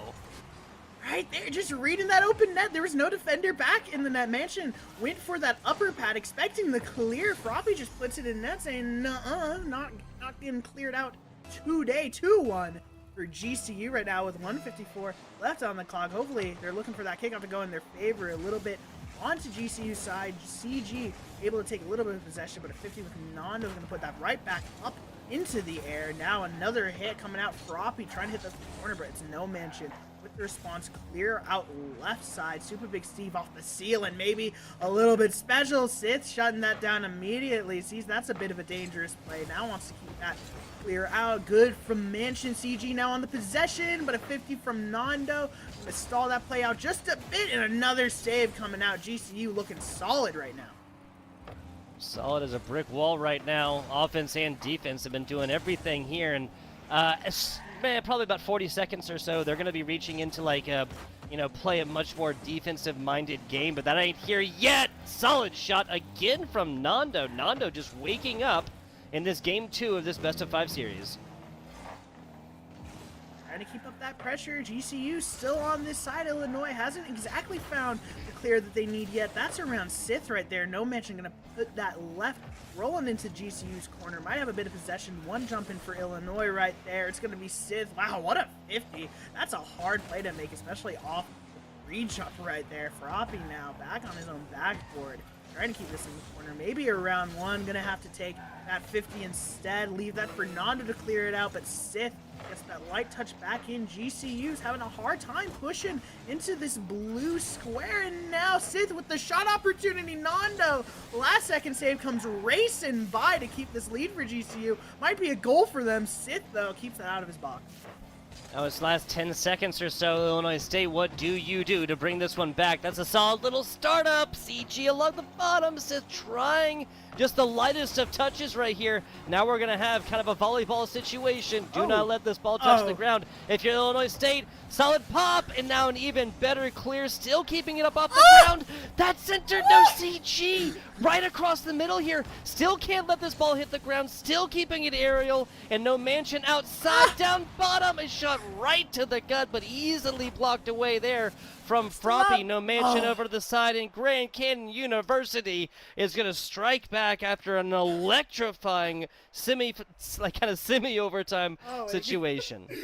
Oh, I thought that redirect was in. I was about to start screaming my head off right there. Oh my goodness, keeping that ball up. I respect it. I always respect keeping that ball up when there's just one goal down, you know. And wow, it was a great chance though from Illinois right there, just keeping up the pressure, keeping that ball off the ground, you know. That's definitely one of the more difficult parts of Rocket League, especially in 3v3, because there's so many people trying to put that ball on the ground that you do need to keep it up, and you have to have the perfect hit in order to do so. GCU, though, able to come out pretty well off that game too. 2-1 win, and they were looking strong on offense, particularly. You know, their defense was really good. Nando had that amazing save last second. But at the same time, their offense, it was just like they read the defense very well. And that's exactly what they were trying to do. You don't want to get too fancy. Just play around them, right? Yep. And Nando, and Nando, if you needed 3 reasons why GCU was able to get this one done. This is a player that had 4 shots, 2 goals in the first game, and then continued this all the way up. I believe this is technically, yeah, I think that was Nando with both goals in this one as well, even though it was technically like an own goal. Nando was the last to touch it, so he gets credit for it. Teammate would have gotten it, yada yada. We can go down, around, and inside the rabbit hole on that one if we want to, talk about what could have been. Up to it, though, is Super Big Steve, as this is going to be decently centered, and nobody from Illinois State even tries to make an attempt. Okay. It was a bit hard. It was in that corner, but definitely was an opportunity. I'm not sure why no one went there, but you know what? It's still 0-0. As long as you're not losing, it doesn't really matter what happened right there. And now on the 50, CG's going to have a bit of a possession up in the air. It's going to be Froppy. CG gets it under him. Sith takes that to the corner, past middle. Maybe no Mansions there. Tries to get around one, but Froppy's just sitting in the midfield looking for that hit. Makes that awkward for no Mansion. Illinois State a bit too far behind to really get this shot on net so far. GCU now pushing slowly towards Illinois' side, and that's going to be a clear easily for Sith back into the corner. GCU going back to the drawing board. Yeah, getting much more physical with it as well. They have gone back to the drawing board. As you mentioned, they have gone forth and kind of changed up their game plan a lot. Now GCU getting in kind of the responsive version of that. A little back demo there is this is a lot of pressure. Illinois State created this offense off the back of a couple of demos and a lot of pressure, and it lasted for about 15-20 seconds. Now off the bottom, no Mansions though, going to foist this one left side, no harm, no foul. Nando tries for it, easy takeaway there, and win by the 50 by Sith, and Sith almost does it again. CG and Sith didn't even see CG behind Sith there. They're just working in the night, working under the shadows right there. CG almost a close shot, but it's going to be a 50 with Super Big Steve. Good save coming out from GCU. That's a hit off the backboard. It's going to be immediate response from GCU, not wanting to keep that ball on that backboard. It's a very easy opportunity for Illinois to score if it's open. But now Super Big Steve gets demoed off the clear. CG gets that demo right there. No one's reading Nando, though, off the crossbar. Wow. Shot. No one on Illinois State even saw him. Yeah, that's going to be a number 1 goal right there. Nando yet again showing up in the offense and defense, all 3 games of this so far. So, well, I mean, once again here, last game was 2-1, and you just saw like the theme just completely slow down. I'm unsurprised it took 2 minutes for either of these teams to go forth. And as I say that, Super Big Steve with the biggest defensive block, especially like through the fire and the flames right there. Timo was getting just demolished. It was a strong opportunity for them. I'm not even sure how GCU was able to save that. I wouldn't have even been able to see it through that smoke screen right there off the demo, which kind of makes that demo even crazier to think about. You know, it was right in front of the net. Now GCU still has the lead right here. Maybe a pitch in the middle. Gonna be a shot for Nando. Ooh. Immediate banger into the net. No one on Illinois right there. Be able to get that. He just gets it around No Mansion and then puts that into the middle. CG just caught off guard right there. And GCU 2-0 lead halfway through this game. This is the biggest lead that GCU has had so far in this best-of-5 series. Now, folks, I want to remind you, 0-6 GCU right now, looking for their first win. Now, all of their losses outside of a Maryville sweep, 3-0, have come off the back of them taking at least a couple of maps. Again, not a bloodless victory. Nobody has scored against them inside of Maryville. Now, this is so what I'm saying is this is kind of like what's been on the docket. This is what you can expect from GCU, but it's so electrifying here for the last week of the regular season for NECC, for them to come out week 7 and take a W and play a little bit of spoiler, Illinois State University. This a little bit farther on point, that'd have been a goal all day long and twice on Sundays, but Froppy gets the block. Now it's going to be another series of shot attempts for Illinois State. CU. Probably doesn't get that. I think it's going to be CG now. CG has all the time in the world that he needs. Maybe a double tap off the backboard. Shot opportunity for Sith. It's going to be way too far right. They're going to put that on net. And now GCU shoving it. This is back into Illinois' corner. This is going to be a bit awkward. Froppy keeping that up. Maybe a shot opportunity. No Mansion able to jump in time for that save. CG now up on the air dribble. Gets it around 1. No Mansion committing with him. Hopefully getting that 50. Wasn't able to actually get it. GCU still looking solid on defense. Haven't really let too much of the pressure get to them so far. Their rotations are looking concise. They're not looking panicky. They're just playing the game that they need to play. That's almost on net. Sith has an open net, though. And there's that caster's curse. As soon as I say that, oh, GCU's doing so good on defense, and they get scored on. I am so good at predicting the wrong plays. Aren't we all? GCU, though, this is a Illinois State, this is a classic 60-second drill. You're down by 1, what do? You only have time for like 2 really extended offensive plays if you're going to be trading one across the middle for GCU, and them getting a couple of offensive shots until you take away possession on a clear. Now, see how they work this one. Illinois State had a little bit of an opportunity, but I'm just, wow, okay. This ball gets lofted right in front of this goal. Nobody bites on it. Comes off of backboard, and then a really, really weird hit off the back of Super Big Steve. And this is just set up perfectly for Illinois State. There is no such thing as a 60-second drill anymore. Yeah, I mean, that's an awkward play from GCU. You know, I was bolstering up their defense, but no one had possession of that ball. Even though it was just a slow roller, you know, Super Big Steve wasn't able to get that catch. It passes out mid. Now GCU needs to work a little bit of magic here in order to get this game 3 for them. A little bit of a 50 in that corner. Froppy tries to get this over Sith. It's going to be another dead 50 in the middle. Now on the left wall, it's No Mansion. Has the opportunity. Tries to get around 150 with Nando. Goes rolling down. Froppy, a bit low boost, I believe, probably. Not able to get the strongest possession right now. Sith keeping this on the GCU side. CG up in the air, maybe over 1, maybe an air dribble, leaves it for his teammates. Mansion there, yes he is! 2 seconds left on the clock. Illinois State takes back the lead right here with a beautiful offensive play coming out. Nicely done. This is just set up perfectly by CG through a lot of oppression, a lot of pressure, and a lot of takeaway opportunities from the other team. Still takes it, and at 2 seconds, Illinois State now putting Grand Canyon University on match point. Woo, we love to see the match point games because you never know if they're going to actually shut it out or if it's going to be one of those reverse sweep situations that we love to see. Reverse sweep isn't possible in this series, unfortunately. But Illinois State 2-1 currently in the series, getting that last second goal against GCU. A good play coming out as a team, exactly what they needed in order to keep their hopes alive, keep that momentum building. GCU felt like they let that fall from them a little bit, fall out of their grasp. I have to agree here. Perhaps, I mean, we always call technically what we always say, the lead of 1 is the most dangerous lead within Rocket League, right? That really isn't the case when you take a 2-goal lead and then you just get in the mental of like, oh, this game is over with, right? And especially given that they do this with about half the time left in this matchup remaining, or in that game 3, remaining there, and then kind of forwardly take that momentum and take that mentality all the way through there and then squander a lead, like up 2-0 and then give up 3 of them with the last one coming at 2 seconds to go. You had literally 2 seconds standing between yourself where you were at and an overtime situation, which is back to a perfect clean slate, excuse me, right? It is. See how this game goes if GCU is able to pull the rabbit out the hat one more time and push this to a game number 5. Actually, it is 5:57, so we might have to go to the other one. We're going to get answers from our production staff about that one, folks. Definitely still great matchups coming your way after this one, so don't go anywhere after this game's over, but it doesn't look like it's going to be over just yet. 4:34 left on the playing clock right now.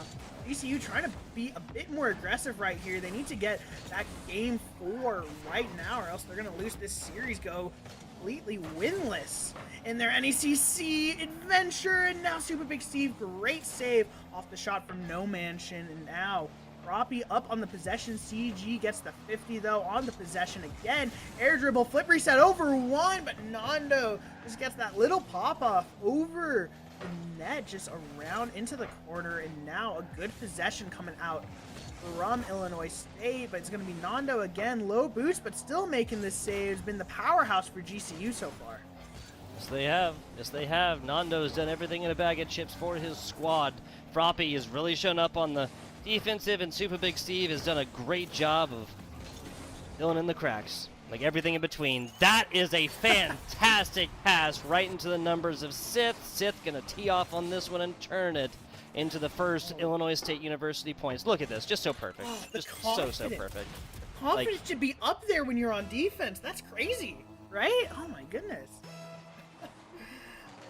It was a great play, great clear. You know, Illinois State did read that offensive pressure from GCU very, very well and saw that clear, but Sith still has, it's just the Iron Maiden over here just playing up the field. No care in the world right now. Confidence is spewing from Illinois State's side right now. No Mansion on the flip reset and the air dribble. CG with the pass. That's going to be high, but it's going to be Super Big Steve with the save. Last second, GCU still looking for that goal. 3 minutes left on the clock. They do definitely have time. Super Big Steve, light touch to the midfield. It's going to be Sith with a 50. A bit of an unfortunate turn of events for GCU right here. Illinois State 2-0 lead. Is it going to happen again if you're GCU, especially after a double commit on the defensive right there, Fiat?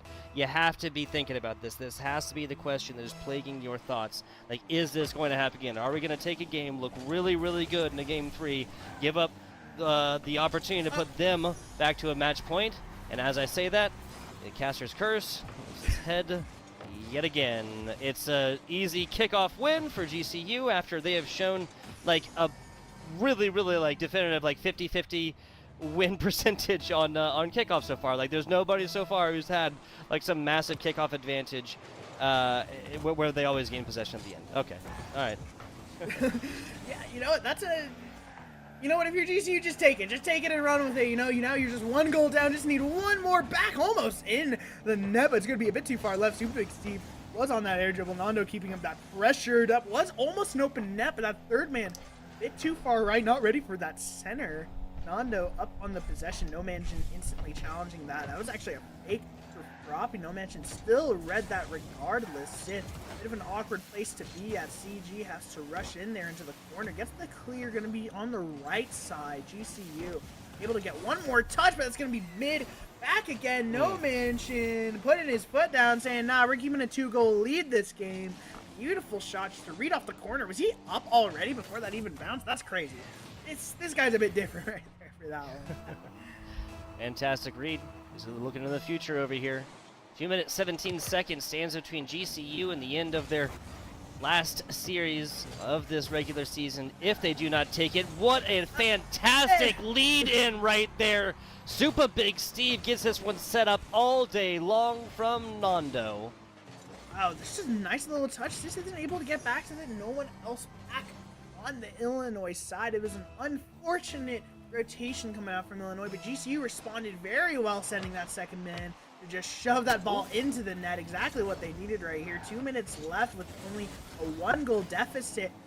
in Illinois' favor. GCU still might have that opportunity. Super Big Steve looking for that now. Up on a little bit of a dribble, but CG able to catch that. Gets a bit too far away from Super Big Steve right now. Now Sith up on the sidewall looking for that 50. Might pinch out, but it's Nando now. Back on the shot. Close save coming out from No Mansion. Illinois State now stuck on the defensive side a little bit, trying to find that clear. Nice pop-up here from Froppy to continue the GCU offense. 90 seconds to get one more. That's just to tie it up.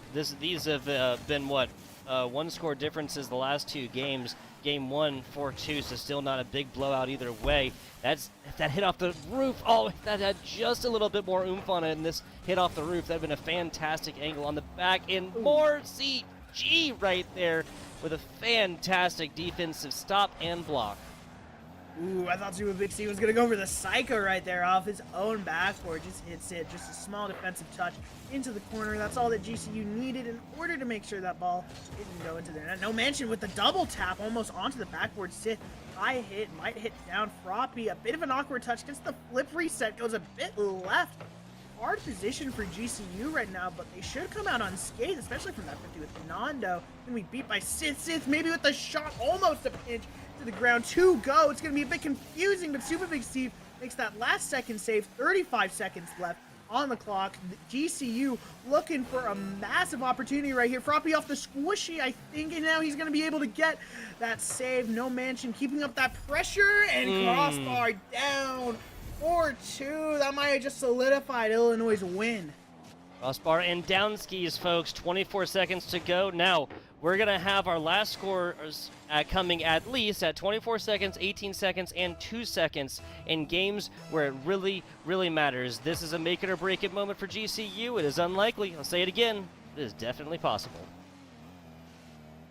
CG up on the mid, keeping that close, just trying to play that clock down. Doesn't want to give GCU any opportunity right now or any space to get those 2 goals. It is definitely possible. CG with the pop-up in that corner, and that's going to end it.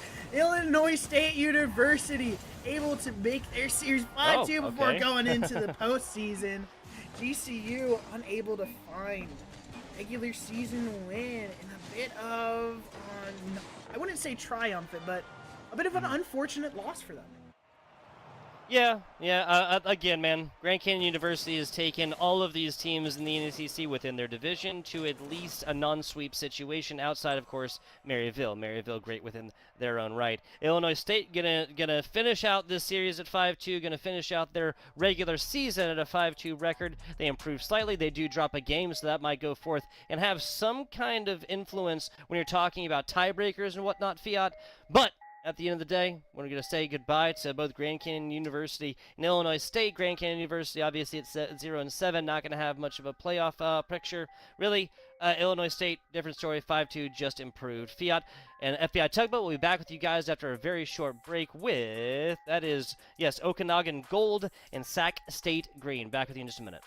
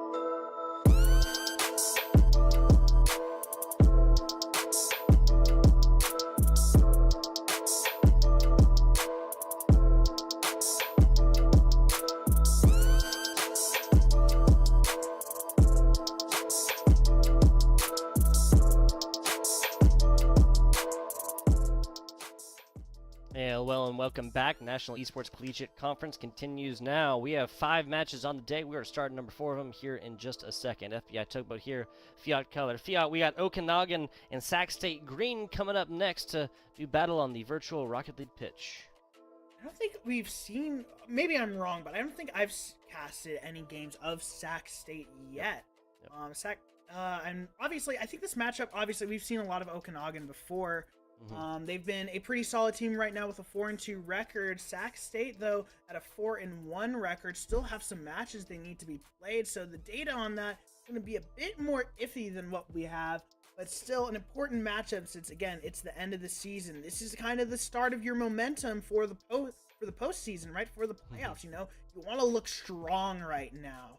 Looking at Okanagan, we got I don't exactly think that's the right roster right now. I think that was the roster of the last team. But Okanagan, regardless, has a pretty good record right now. So week 1 was a forfeit win against UCSC Gold. And then week 2, they get that loss, CSUSM, you know. But week 3, bounce back 3-0 sweep against New Mexico State, my boys, my Aggies. It was hard to watch, but, you know, it happens. And then they go on a little bit of a win streak here, 3-1, NAU varsity. Week 5, though, losing a 0-3 to Fresno State. And then also having match 7 against Colorado College Tigers with that 3-1 right there. Sac State going to be it's Young Oob, Mini, and Spentachi. I believe that's how that's pronounced. Yeah, so taking a look, Sac State, and running you guys through what they have done so far. Again, this is the Champs West A Division. 4-1, started off a 3-0 sweep. Fresno State, not an easy accomplishment. New Mexico State University there. Well, let's talk about Okanagan Gold as we now have these correct rosters. We're looking at Vans, we're looking at Omni, and we are looking at Fisher Kachuk. Fisher Kachuk. That's always a fun name to say, you know.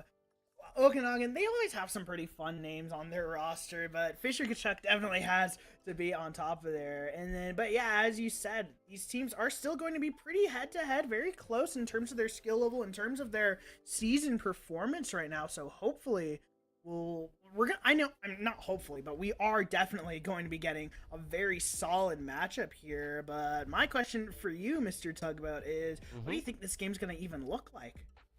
I would be very surprised if this ends out to be a 3-0 either way. These are 2 very good teams. Okanagan playing their 7th and last match of the regular season. Sac State Green looking to take a W here, improve to 5-1, and they will have their rescheduled match, I believe. Yes, that is week 3 against the Colorado College Tigers. We'll get stats 4. They also took the forfeit win against the UCSC Gold squad. UCSC Gold just trying to figure it out, I suppose, through weeks 1 to 4. Taking a look, the biggest real difference here, I think, is that week 5 performance for Sac State Green. Week 5, a 3-0 scrumming of the Cougars Blue. That is CSUSM, whereas this is the Cougars Blue squad that put Okanagan Gold down in 3-1 fashion. That was week 2, though, and that was a long time ago.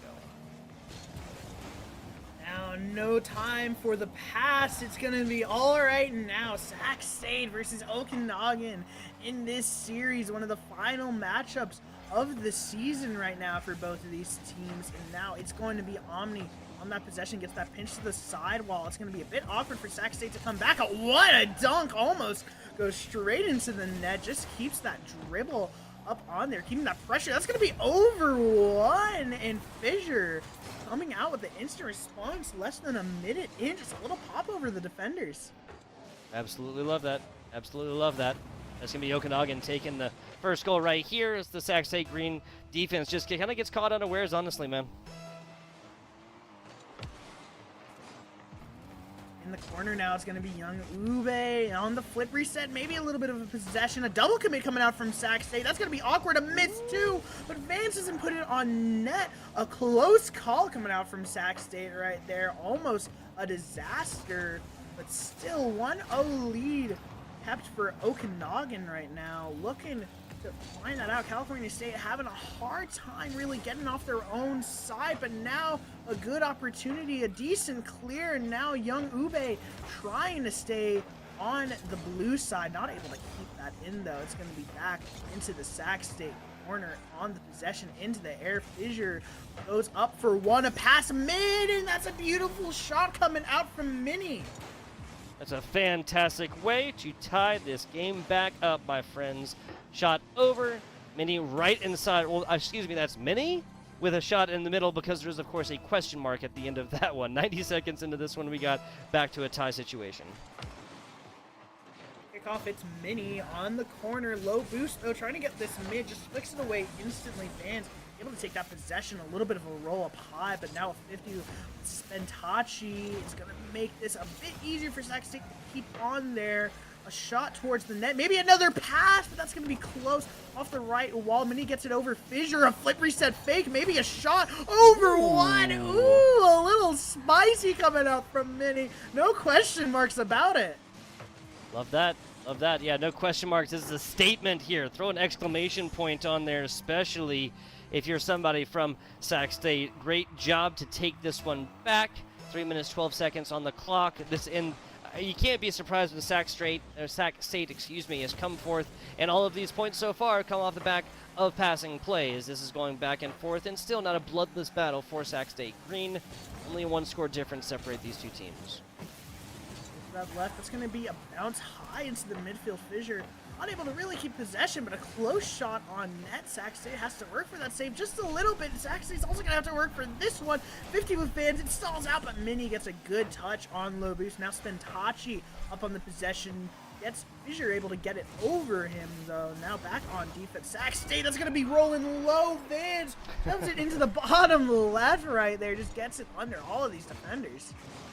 Back and forth we go. Where we stop, I do not know. After Okanagan gets a couple of members right there, it's going to be Vans actually credited with it. Fissure Kachuk setting it up with the assist, but what, 6 seconds outside of halftime, we're right back to a clean slate, a true neutral situation.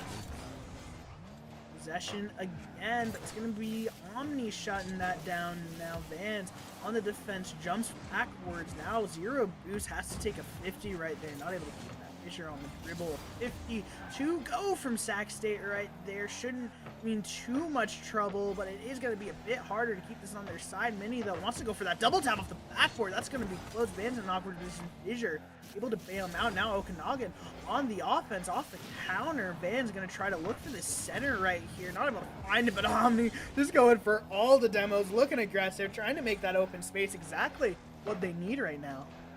Yeah, just simply opening up this field a little bit more. One of these teams could benefit from it a whole lot more. Fissure Kachuk setting this up, though, tries to get the nose on it, but this is a huge clear coming the other way. Sac State, when they've gotten the clears, they really have turned it into gold. Fissure Kachuk just awaiting a easy one for this, then go forth and block away. Fortunate decisions, though, to have rotated there, or to have not rotated and try to take the offensive space and just simply stayed back, wait for the shot. Now Okanagan has their own shot at this Sac State goal.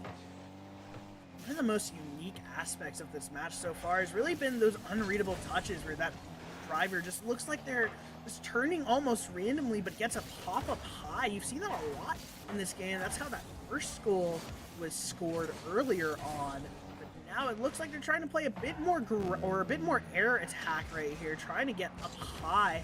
It doesn't look like it's working for either team. Still stalling out, tie game with 54 seconds left. Spentachi trying to pass that mid, but it's going to be shut down by two coming in from Okanagan. Now a pass, Fissure, maybe a shot on net, but it's Mini hitting that to the left side wall. Now on the possession, on the counter attack, pass middle, might be a shot. Top bin, young Ube scoring, taking that lead for Sacramento. Ube, first shot attempted, first goal made in right off the nose, perfectly inside. This happens off the back of a perfect Mini pass. 40 seconds to go here for Okanagan Gold to bring this one back from the brink, push it to overtime in game one. Are we that lucky? Is it my birthday? Maybe. I feel like I'm an 8-year-old just watching my brother play on video games again, and now Mini off the side while trying to get this working up very fast, trying to speed up that momentum just a little bit. You can see both of these teams are looking to keep up that pressure on each other. Okanagan trying to get that shot mid, but it's going to be a clear for Spentachi. That's a pass to Mini with the double tap, though. It's going to be Omni back, clearing that back to the Sac side. 8 seconds left. They need this pass mid, and that's going to be a beat instantly. Young Ube gets that clear off the side. Still in the air, though. Might have a chance, but it's going to be Mini nope. to kill it. Sac State take game 1 of the series.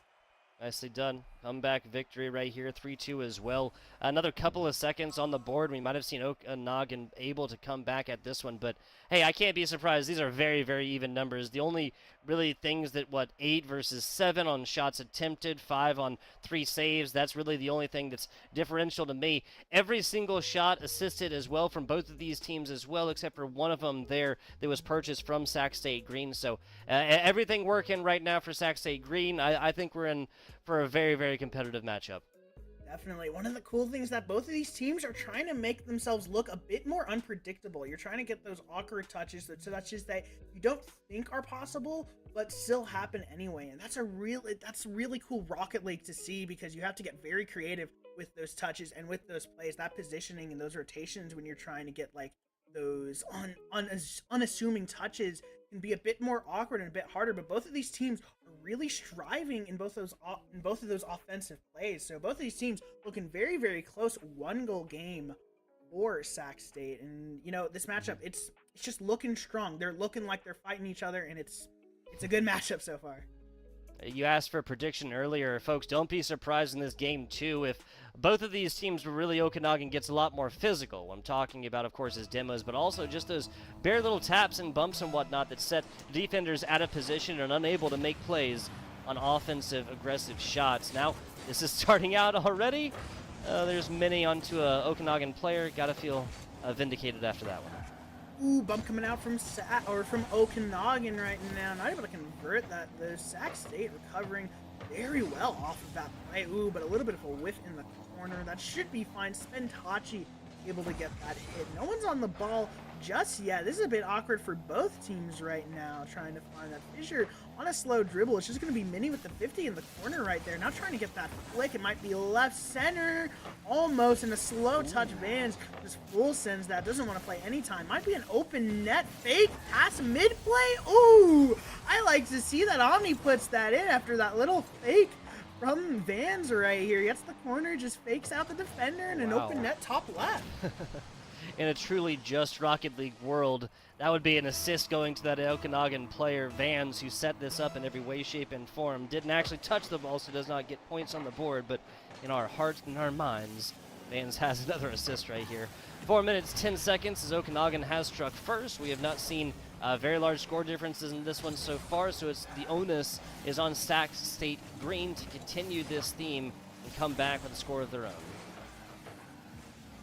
You're still keeping up that pressure. A light touch. Going to be an easy clear for Sac State.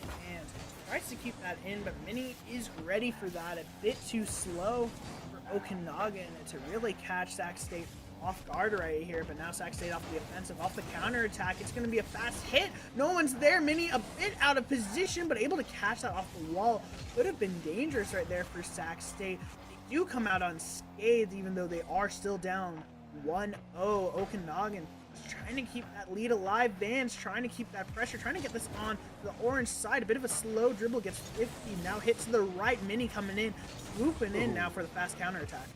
Spentachi right there. Talk about a fast counterattack, an easy takeaway. We had perspective from Fisher Kachuk right there, and he was just trying to flip back for it. Nothing doing. Is this an easy takeaway? And back and forth. We got some ping pong going on between Okanagan Gold and Sac State Green. Shot right up across the middle, gets interrupted by the defense of Sac State. Should have possession over here now, trying to bring it out Spentachi until Vans voices this one right side. Another hit off the side. Omni in the perfect position. This is decently centered till Mini sends this one flying the other way. Sac State have some pressure right here. Vans trying to alleviate a little bit. A banger towards the net. Fisher, last second. It's a high touch. It's going to be awkward for Sac State to really capitalize on that, especially because it's going so high. It's hard for you to jump without committing so far onto the Okanagan side. Okanagan still on the defensive end of this play, still trying to find that clear. It's actually doing a great job of keeping this in the net. Almost a dunk. Oh my goodness. They're looking strong, looking fast and aggressive. Exactly what you want to see from Sac State to get this goal back right now. Omni, though, trying to keep this up. A light touch into the corner. Okanagan Feeling I don't pretty think- comfortable on defense. I don't think Kachuk actually meant to get that demo. I think it was just ball chasing a little bit right there, kind of out of nowhere, just lands right in front of him. Yeah, it slows him down a little bit, I guess, but hey, we'll take free demos. 1 minute, 50 seconds to go. Sac State trying to set up something of their own as young Ube kind of gets under this one, but kind of doesn't. Now that's a takeaway. Fisher Kachuk off the wall. No boost to be spoken of from young Ube. Got to get there. Mini does. Now it's Ube in the offensive positioning, a little bit of boost, but he's just turning the wrong way to really engage that one and get a knife down shot at that ball. Still in the air, Sac State looking for that first goal from them. A hit down. This should be open net hypothetically, but a little bit of a whiff. Not going to be able to capitalize. From Sacramento over here, Okanagan still on the defensive side, still looking comfortable. They're chilling right now. They have a good amount of boost. They have mostly possession over their own corner boost, so it shouldn't be that hard for them to find it clear in this next minute, but they do only have 1 minute left. Sac State looking for that goal. Another clear from Omni. Now Van's on the possession. Low boost, another 50 coming out, and an open net opportunity. Spentachi there for the pass. High shot ties up the game in 52 seconds. Pass from Mini right here is just absolutely perfect. This is nothing without the follow-up shot. Spentachi puts this 10% higher. This is a bounced off, and this is looking like 20 seconds left in a Rocket League game. They're down by 0-1. Fantastic job is bringing this one back. A little bit of wonky kickoff here. Sac State bears the fangs and almost bites. Now 42 seconds left in this. Yeah, we almost got overtime in game number 1. That's exactly what we're staring down the barrel of right now. He doesn't want to go there, though. Hard clear. Omni with the second touch, though. Not going to be able to get on net. It's going to be Sacramento with a little bit of possession on their own side, while Omni just going for a little bit of a bump. Just get that first man off the ball. That's exactly all you needed to do right there. One game. Everyone jumps for that in the lobby almost. Now, still on their side, Okanagan trying to find, just making sure that that ball is not going in their net, just trying to make sure that this goes into overtime. They know it's going to be way too hard to convert from this position. Still on their side, a bounce to the mid. This could be a shot. Omni, a bit of a mistouch, though. That's going to keep it high. Mini hits that to the backboard. Strong clear from Vans, and Vans able to kill it. We have game 2 overtime. Overtime we go, folks. 1-1, tied situation, 150. That's going to be Tachi. Very, very glad they stayed back and into position, not really focusing on picking up boost early. Now, this is back the other way. Vans engages the cruise control right there. It's way, way too low, as that was not the clear that they were looking for. Another hit down bottom. That's going to be a little bit too high, but backboard might prove deadly. That's going to be a little bit offside, excuse me. I thought it was a little more centered, folks. Close opportunities coming out from Sacramento, but a massive clear coming out from Vans instead. Now a 50 into that midfield. Sacramento still has a bit of pressure right here. They just need to take a bit more possession, but Fissure just trying to put up all that pressure. Now Okanagan is back on that counterattack. This is where they thrive, but it doesn't look like they're able to keep up that pressure. It just goes back to their side. Okanagan trying to play a bit of the slow game right here, not trying to commit too far. They know that they're a game down in this series, so they just want to play this a bit more safe. Yeah, and like, it just makes sense to want to slow this one down, but there's got to be a winner eventually. Spentachi out to the middle, and there's nobody from Sac State Green, because again, they're playing a defensive game and don't want to get scored on. Again, you got to dedicate at least one player up the middle here to have some sort of passing capabilities. And I think Okanagan has just been playing that better in OT so far. That was a double commit on offense there, but enough to bring this and really make offensive pressure. Now a bounce down bottom, Spentachi off the wall. That's going to be the pass to young Ube, but Vans breaks it up and sends this one back to neutral position. Fissure up on possession in the corner. Sac State looking for that clear. Young Ube is able to get that, but it's back straight to Omni, who just sends that to the backboard. Almost a bit of a pass to Sac State. Now on the counterattack, a whiff from one, but a little bit of a pinch out. Sac State now with a bit of pressure right here, but Okanagan doing a very good job of not letting that get to them. They're able to just play that defensive play style that they're looking for. They don't want to give Sac State that open space, because they know once they have that open space, like with this demo right here, it's opportunities for them. But Fissure, beautiful save, jumping up last second.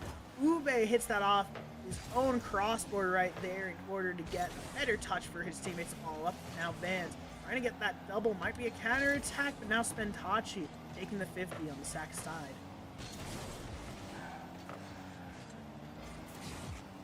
Looks like we're still on Sacramento. Fisher's still up in the air right now. Van's going for that demo. Looking a bit aggressive. They're getting a bit anxious right now.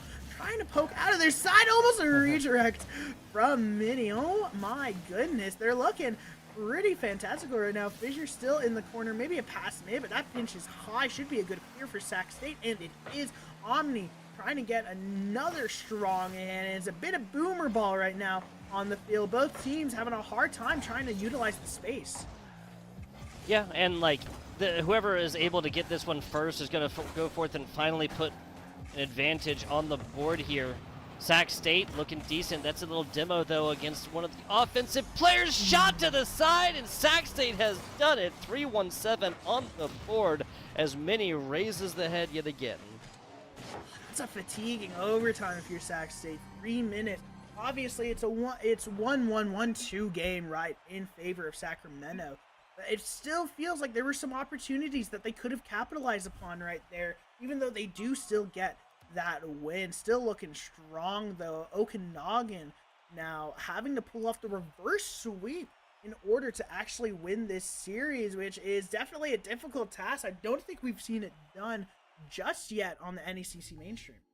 Yeah, and Sac State, 6 total saves right there. 6 total. They come out on top finally through this. Obviously, 6 total saves, especially in a game that went 8 minutes and 17 seconds or so. This just makes sense. They had so much more time to put up stats like these. At the end of the day, though, this is just so back and forth. It's hard to like really say like, oh yeah, you know, one of these teams is up 2-0. One of these teams is coming into a situation where they could be taking it down 3-0. It could be a sweep when given like just everything about this. What 1-score differences? Both teams coming with very similar stats, and also pretty much mirror overall season records as well, right? 4-2 for Okanagan, 4-1 for Sac State Green, still barring the stats being resulted from week 7, or I believe that's, no, week 5 or something like that, whatever week it was that they didn't play.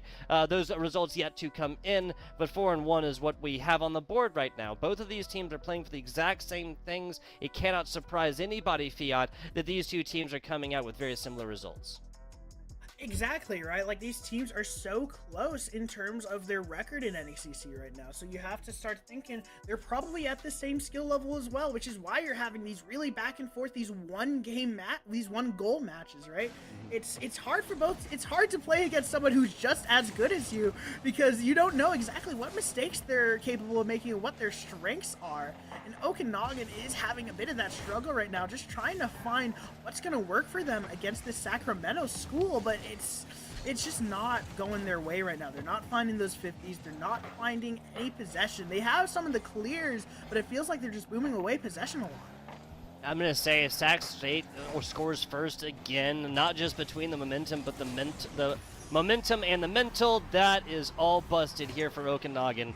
Now, so this is the list of things they have to face against, right? They have to face against Mini, who's found a way to score about a dozen different ways this far. They have to face against a 2-score deficit, a result that happened off the back of an overtime in game number 2. Both of these games being 1 score, so that is still incredibly close all the way through. And now they're fighting against time and a single score advantage. There's a second score advantage put up for Mini. Mini is now perfect on the day with...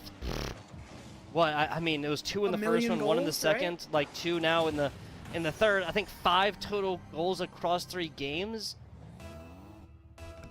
That's crazy. That's crazy stuff. You know, Mini is just, they're playing a bit with an ego, and that's exactly what you want to see. You know, they know they're good at this game. They've made some of these like amazing plays. You saw that immediate shot, 76 miles an hour to bring that 2-0 lead for Sacramento State. Mini is just looking strong for this team. They just know they're confident in their abilities, and they know what they can do, and they're doing it. That's exactly what Sacramento is capitalizing on. They're capitalizing on that confidence.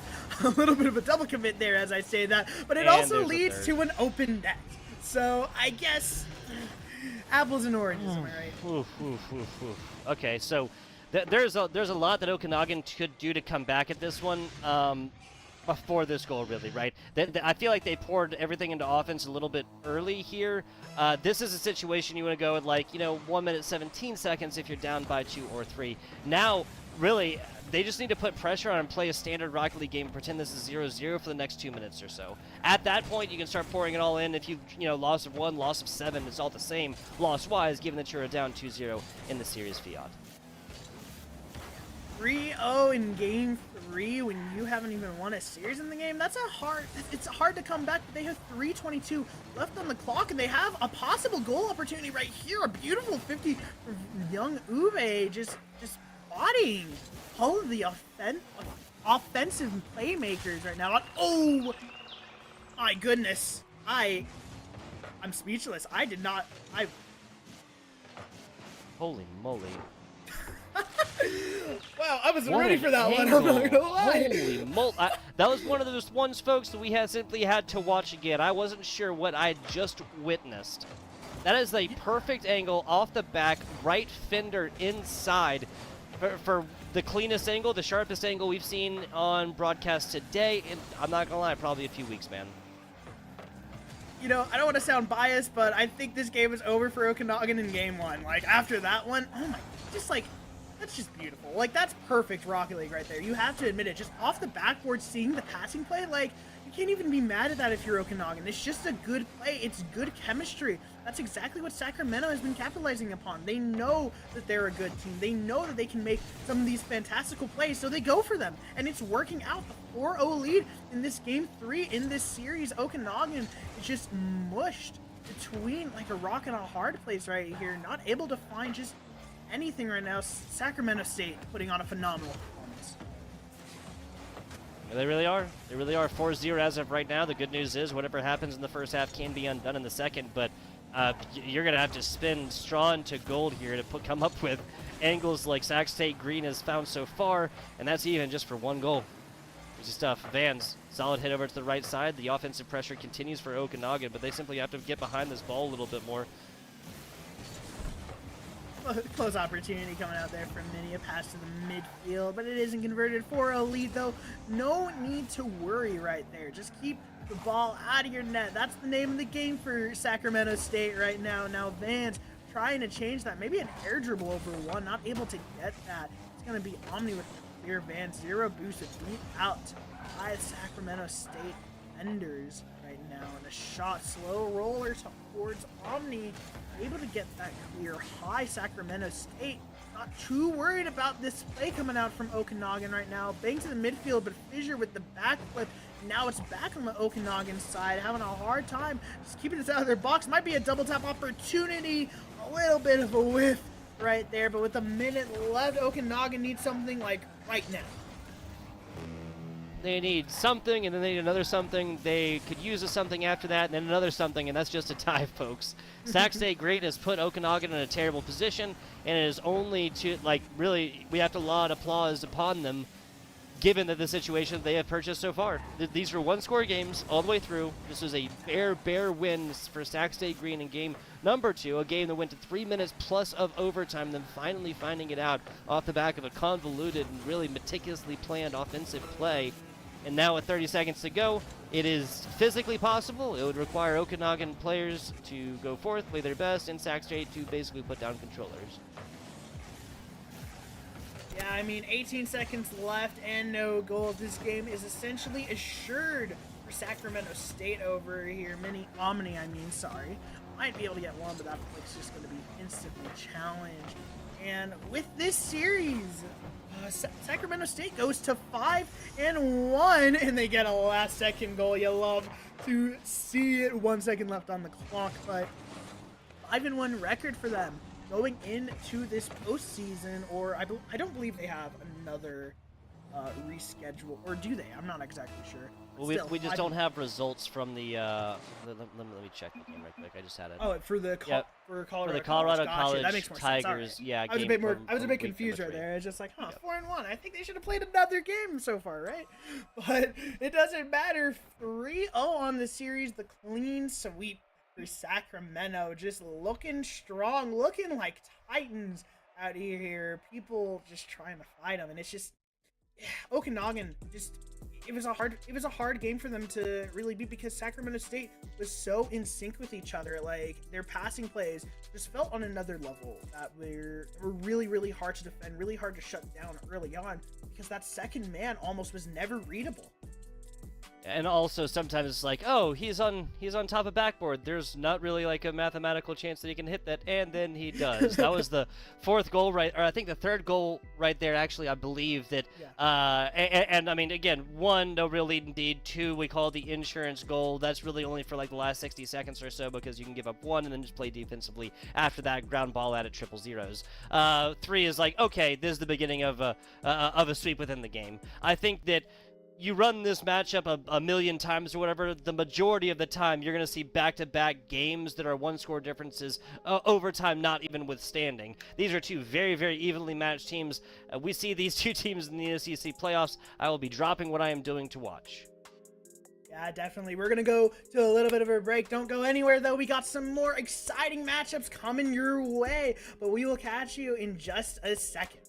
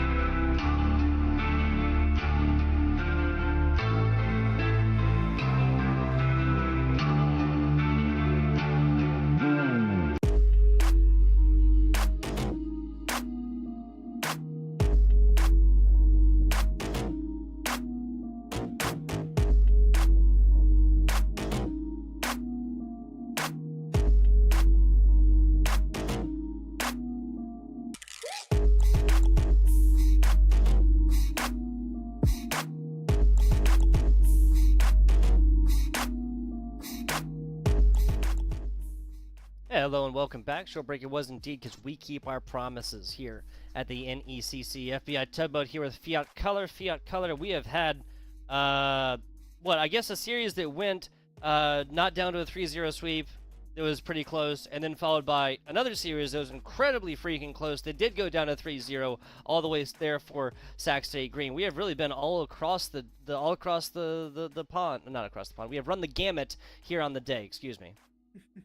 Definitely, we've had our last matchup, Okanagan versus Sacramento State, very close matchups despite the 0-3 scoreline. Very many 1-goal games up until that game 3, obviously, where Sacramento State was just fully in their element. But we've got one more game for you guys, ladies and gentlemen.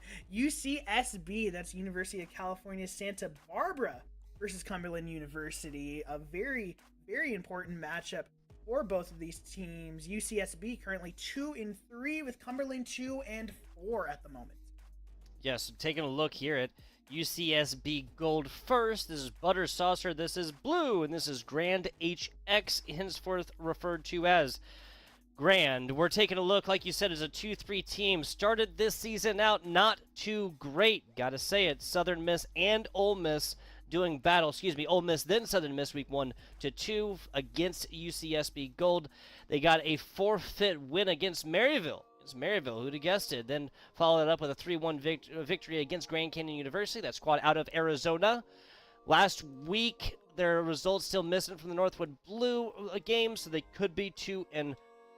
They could be 3-3 dead even. The last result we have is a 0-3 result against Illinois State. Taking a look now, Fiat, at Cumberland Phoenix Maroon.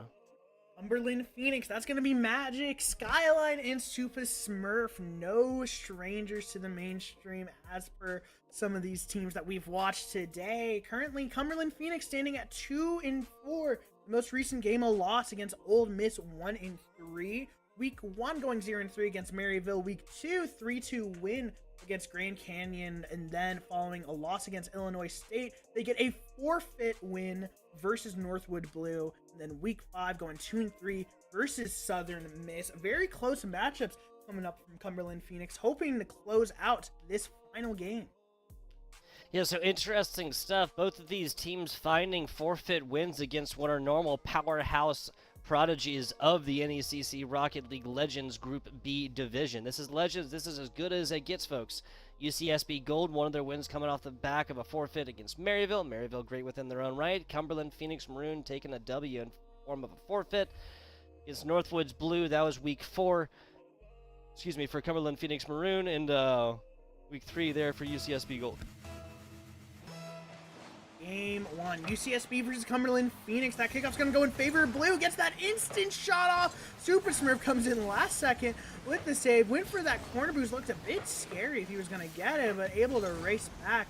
Now UCSB moving up the pace, moving up the pitch right now. Blue, good 50 into that midfield, but it's going to be a good clear out from Cumberland Phoenix. Demos on the field already. Skyline going for Butter Saucer. And now in the air, it's going to be Blue. 0 boost cleared out by Super Smurf right now in the net. Trying to keep this alive. Skyline maybe over 1, but it's Grand who's going to take it from him. Want to mention it, folks. A lot of people put a lot in stock into these sorts of things. I do as well to an extent, but we are on West servers, of course. UCSB out of the University of California. I'll let you guess where that one is at. And Cumberland Phoenix taking a look out of Tennessee as well. We are on Western servers first, as you can see on the top left. We will be having their loser of these individual games select servers, and we can now bring the, there you go, scores away. Thank you, sir. As 60 seconds into this game, relatively even match. Once again, folks, the loser will select east or west servers. Advantage obviously being for Tennessee on the east side, advantage west side for Cumberland. No, personally, I always... Or other way around. You know what I'm saying. I never like to worry too much about what server I'm playing on.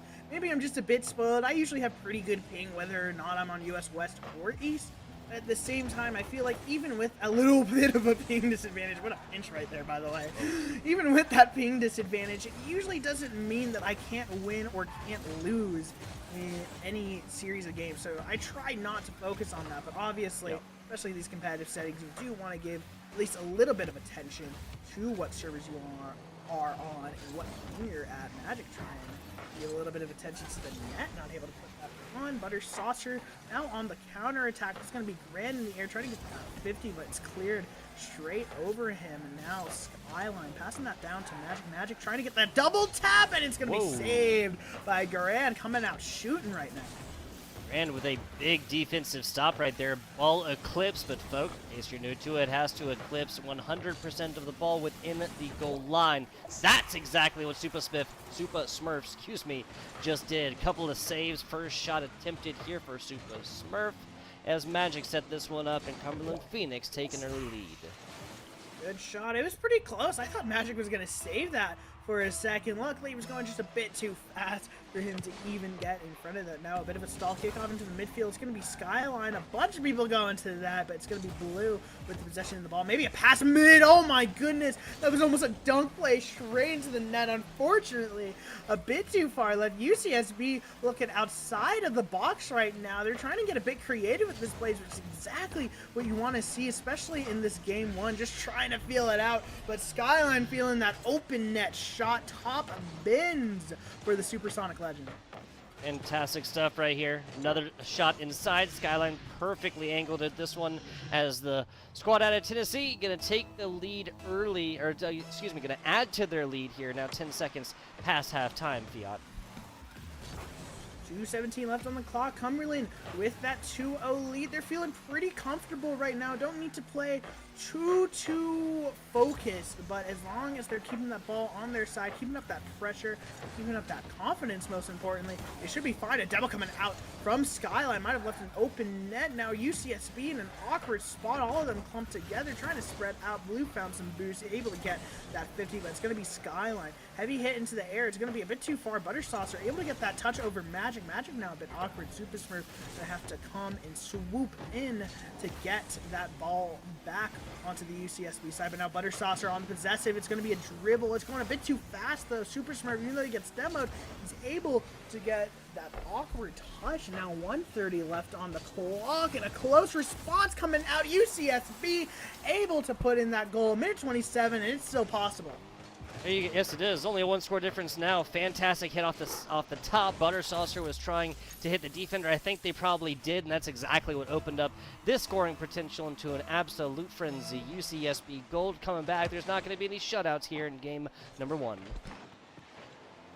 Not at all. Oh my goodness. Skyline Whoa, is beating out everyone, going speedy, and now that just rolls up the side while Blue gets that mistouch, and then Skyline just shoots it fast. Below one. Butter Saucer a bit too far back, needed that corner boost. Probably should have rotated in for those pads, but it's still nonetheless 1-3 in favor of Cumberland Phoenix. Oh, maybe 1-4. Am I down? Oh my gosh, there it is. There it is. I knew 1-4 was going to come eventually. I was just like, oh, come on, give it to me. Come on, I need to see it. That definitely does rain out loud. That's going to be a UCSB. Their efforts ahead of them just got a whole lot harder. A 3-score difference out once every 25 seconds or so. See how this one goes. Magic off the top, and I mean, this is just going to be so hard to do here, Fiat, if UCSB spends almost no time in the offensive third. Ooh, good bang coming out from Skyline, but it's going to be a small touch from Miranda. That's going to be able to save that. Magic now trying to get that clear, passing that mid right, but that's going to be straight to UCSB. 2 jump for Cumberland Phoenix, or I think it was actually all 3 who jumped, but it shouldn't be that dangerous now. Magic still in the backfield, now on the possessive, trying to hit that high towards the mid. Butter Saucer able to shut that down immediately. Great touch to play that safely into the corner, and now Blue has a bit of opportunity, passing that back to Grand. Maybe a flip reset, maybe a fake shot. Ooh, banger almost on the net, trying to go for that top right, just a bit too far to the right side on that shot, and this is an open net. It's just gonna float in with 25 seconds left. 2 goals. We could maybe see a miracle right here. I mean, the way that Cumberland Phoenix just kind of completely abandoned any sort of defensive look right there, like the last player back was the one taking this one out. I get that you're ahead by 3, but you just made it a lot easier here. And if you do this one again, now talking about one single score territory, this is decently centered. Magic almost doesn't get to this one. I believe that was Grand on the other side that would definitely gets to scoring opportunities. 10 seconds to go here. UCSB is now just playing against time. 5 seconds left. This is going to be very possible for UCSB with that one. Still a shot on net, maybe a bit of a garbage time goal right there. Not able to get it though. 2-4, or actually no, the ball's still up. Never. Okay, there it goes. 4-2 in favor of Cumberland Phoenix. And that game won right there. And a good showing from both of these teams. Although Cumberland did take that advantage, both of these teams are still trying to fill each other out. I wouldn't put too much stock into this game one right now. Every single score in this game is going to be assisted. Wow, Magic, all 4 goals for his squad assisted, for their squad assisted. Magic just completely setting up the teammates. Fantastic stuff. UCSB Gold, Butter Saucer, the only one that's held without a shot. I believe that was 10 total shots for the winning team, the Cumberland Phoenix Maroon squad. Only 8, 4 and 4 for members not named Butter Saucer over there for UCSB. So what this tells me is that this is not a major difference of possession, and I think the scoreline at 4-2 does go forth to say that. Almost 5-2 there at the end, but hey, maybe separate universes where that haven't happened. Yeah, the play styles of both of these teams looked a bit more ambiguous than we've seen in some of these previous matches. None of these teams were really showing what exactly they had up their sleeve. Just trying to play the basic game, you know, get the ground possession, maybe a strong clear, maybe even an air dribble in there. But overall, just playing very fundamental from both sides. And so I'd say that this game one is a good opportunity for is a good game from Cumberland Phoenix. They do have a lot of momentum going on to their side, but UCSB still definitely has the chance to bring this back in this game too. And I have a feeling that they might just do just that. So far, I feel like there's been so many situations where a team has a fantastic opportunity in the first, but at the end of the day, it is a first date.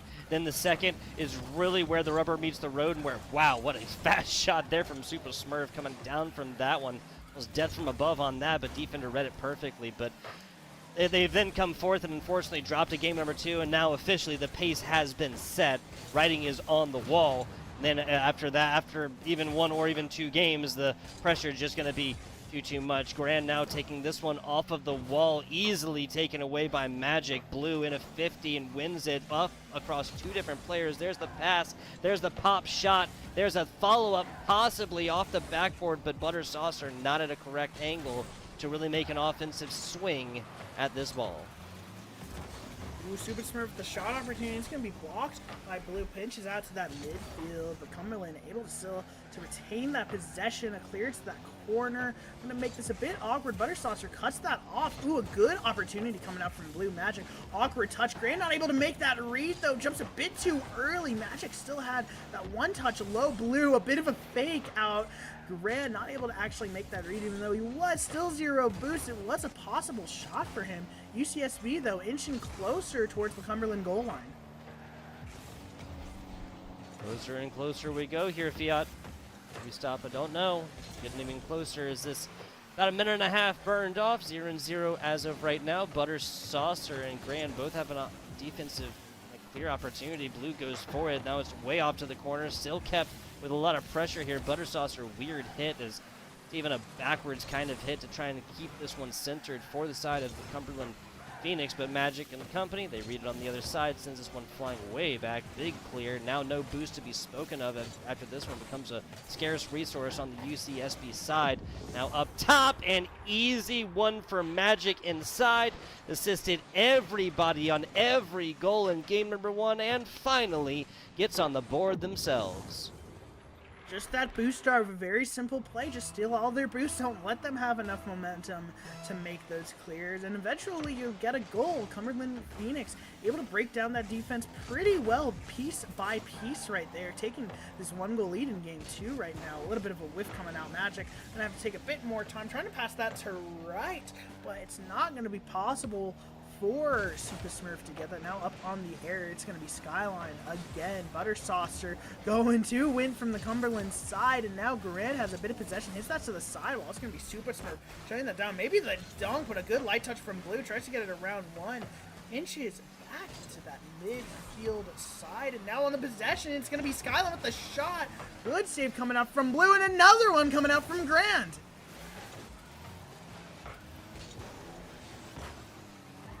Still on the UCSB side. They have a bit of a clearing possession right now. Now Magic trying to pass that midfield. Going to be a good There you shot. go. It's going to be way too fast to defend Cumberland. Skyline able to take that second goal for Cumberland is what I was trying to say. And now up on the bar, Grand just not able to get that. Just not able to get the save. Look, I'll be surprised if UCSB drops this game number 2 with a 0 scoreline. I will not be surprised at this point if they go forth and do lose this one, because this is exactly what I was talking. There you go. That's exactly what I was looking for. 3 saves, a shot, and a goal here for Blue, a well-rounded player indeed. I'm not 100% sure what Skyline was even going for on this one. No pre-jump, not even in the dictionary on that play.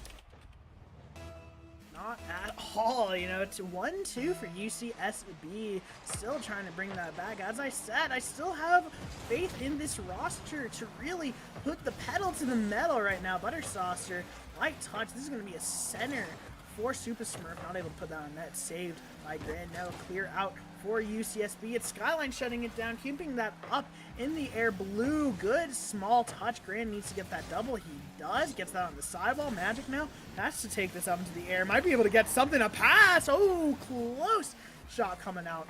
But saved by Grand. UCSB still holding on with a minute 25. And only a 1-score difference separates. A solid shot in the middle, now going after the defenders. Blue. Well, we saw a lot of physical play in game number 2 of our previous. This is just one of the many ways that teams will employ to try and shake a tree and just see what falls out. Backboard play attempted. This is centered, but Magic sends it screaming back the other side. This is where this ball does not need to be if you're named UCSB Gold. Inch high to go for UCSB right there. It's going to be clear to the right. Skyline always been there, but Grand trying to get aggressive. That's an instant challenge right there on the 0 boost. Exactly what UCSB kind of needs right now. They're in a bit of a stalled situation where, yeah, they have those clears, they have those saves, but they aren't able to get that possession onto the offense. And now they're trying to look at those passing plays, but Grand gets that whiff. Buttersaucer is able to get that beat, but Cumberland Phoenix with 30 seconds left, just going to try to play this slow, place it, overrun, gets it around Saucer as well, and now Grand trying to put this on net, and it's going to be a 50 in front of Skyline's block. Last second opportunity for UCSB right here. 15 seconds and maybe just some keep away played. Would not be against it. Would not be the first time a team has done it with only a 1-score difference to the corner. Magic just trying to get this ball aerial first. Buttersaucer, though, with an honest shot.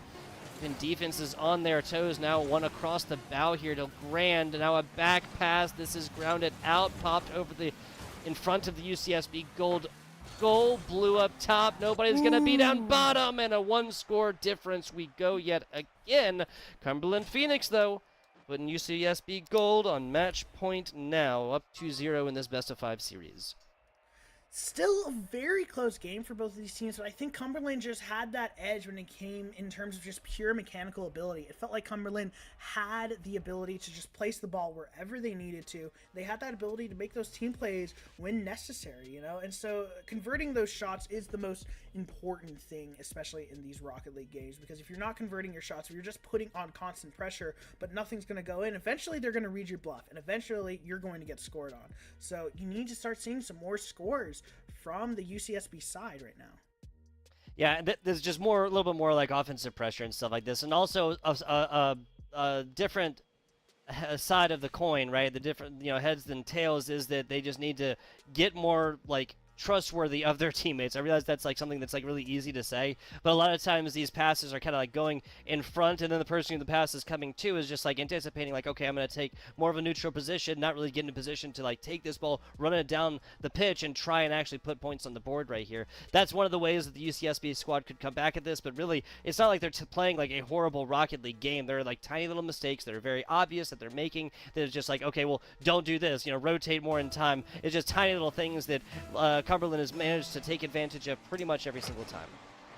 I think UCSB just needs to slow down a little bit. Yeah, they might have that clear, they might have that possession, they might have that shot. Oh my goodness, close, but Super Smurf able to get that save. But yeah, they need to just play a bit slower because, as you were saying, it's just those small mistakes. They are playing good Rocket League, but they're making small position mistakes or small mechanical mistakes where they're getting 50 or dunked. And in order to just prevent that, you just need to play at your own pace. You need to play at a place. You need to play at a pace. That is a tongue twister. You need to play at a pace that is comfortable for you. You can't force all of these goals to just go straight in. And that's a close shot coming in. Almost ate my words right there. It was about shots not going in there, Fiat. It's happened multiple times, dude. If I'm Cumberland Phoenix and I just pitched a 2-1 game followed up, or that was originated from, a 4-2 game in game number 1, I'd be upset about that one. Grand, though, and the rest of UCSB Gold still doing a great job of keeping this ball in the offensive third. Shot down bottom. That's forcing the hands of 2 different defenders, but ball goes so wide that Cumberland definitely going to have a time to set up. They do. Shot from the ceiling right now as this one gets to the other side of the pitch, and it gets there quickly. What's coming out on the field? UCSB trying to look a bit more aggressive, trying to look a bit stronger and scarier right now. And that's a good pass, but no one's on the right side of the field. Buttersaucer had to go back a bit far, worrying about that clear since Blue was a bit far up towards that midfield, assuming he was second. Not able to put that shot on net. And again, it's that pacing. They're going a bit too fast. They tried to push that passing play a bit too quickly onto the net, and it didn't work because they weren't coordinated enough in order to actually go at that speed. And so again, you do need to take just a step back and just play at your pace. And it looks like right now UCSB might have an opportunity to do just that in their corner. Magic, though, able to get the clear Grand. Good touch, gets it over one, but he's a bit scared by Magic right there. More bumps coming out. Cumberland is just keeping them away from this ball. Yeah, just maintaining a possession right now, right? I think Cumberland is not, like, arrogant within their position. They're confident within their position. That's a solid shot, and off the back as well. I think Magic actually did need to hit this. This is was not like some crazy, like, stolen point. Nice demo on the defender right there. Yeah, so Magic, they don't hit this. Player on the outside, or on this left side, excuse me, might have been able to flip into it, right?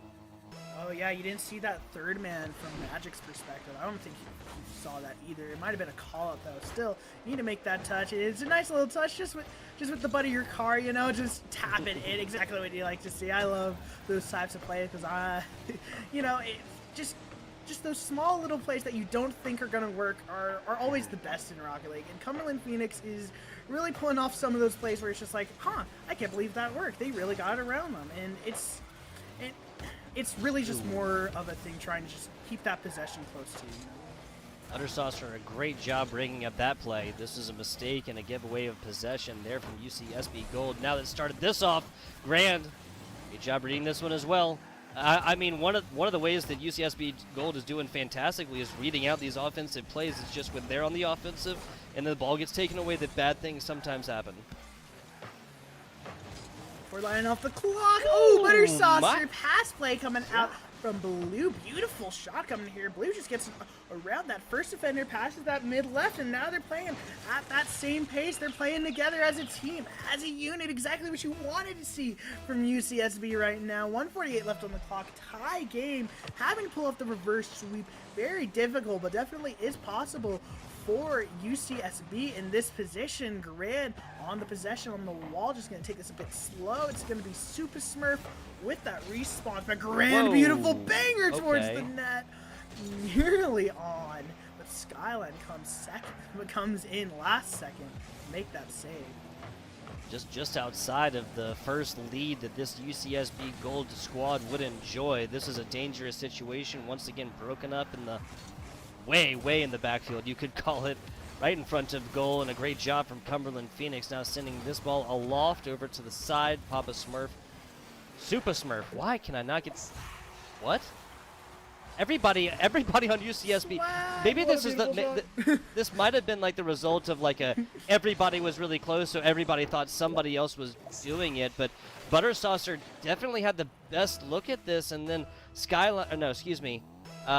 I believe, you know, Buttersaucer had, I believe that was Grand who kind of came off the side, but Blue kind of interrupts as well.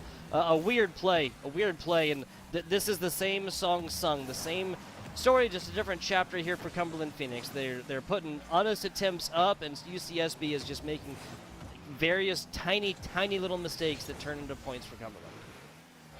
yeah, if you're Cumberland, you're just going to take that, right? Then, like, easy goal, free shot. Ooh, Super Smurf almost had a third one right there for Cumberland. Not able to convert that, but yeah, I mean, like, easy. You get that lead for free, you're going to take it, you're going to capitalize upon that. And Cumberland Phoenix has so far done a very good job of making sure not to give away that possession or give away the lead in the game. So they are playing that aspect of UCSB very well, and now with 15 seconds left, they just need to keep this ball on the UCSB side. A little pass down from Magic, a bit Whoa, cheeky what? right there. Oh, that's a unique 50. I don't know how that exactly worked, but I guess it does. 1 second left. Is anyone going to be there for UCSB? No, they are not. Cumberland Phoenix taking the 3-0 in the series. A close matchup, but Cumberland just playing well overall. Yeah, this is, again, just two very, very similar teams, not just in standing, but in skill, whatever else you want to call it, within the Legends Group B squad. They come forth to battle. I would say the exact same thing that I said a couple of matches ago. You run this a billion times, there's no way that Cumberland Maroon, as good as they are, come forth and win like every single game by any means. This is 2 score differences in game 2 and 3 for a reason. The first one really was just the Cumberland Phoenix Maroon squad just kind of adding to that lead whenever they had the opportunity. Relatively high scoring and well at 6, 1-2 games in game 2 and 3. This is just super methodical Rocket League, and once again, this can all be boiled down to UCSB just making little tiny mistakes, and then Cumberland either being in a scoring, like, putting it up, and then UCSB making tiny scoring mistakes on defense, or Cumberland Maroon just consistently playing like normal Rocket League and UCSB making mistakes that will result in own goals or more. Yeah, I mean, like, towards that end, that just, like, that miscommunication on defense is just so hard to watch, because it's like, you saw that one of them had to have had that save, right? If one of them jumped in the way and they had communicated, like, hey, you need to go for this ball, like, that could have been able to bring back UCSB in this series, but they just, it's just those small mistakes, they add up, and Cumberland Phoenix just had less of them, and they just played better fundamental Rocket League, they made less mistakes, and at the end of the day, that's sometimes just how Rocket League goes.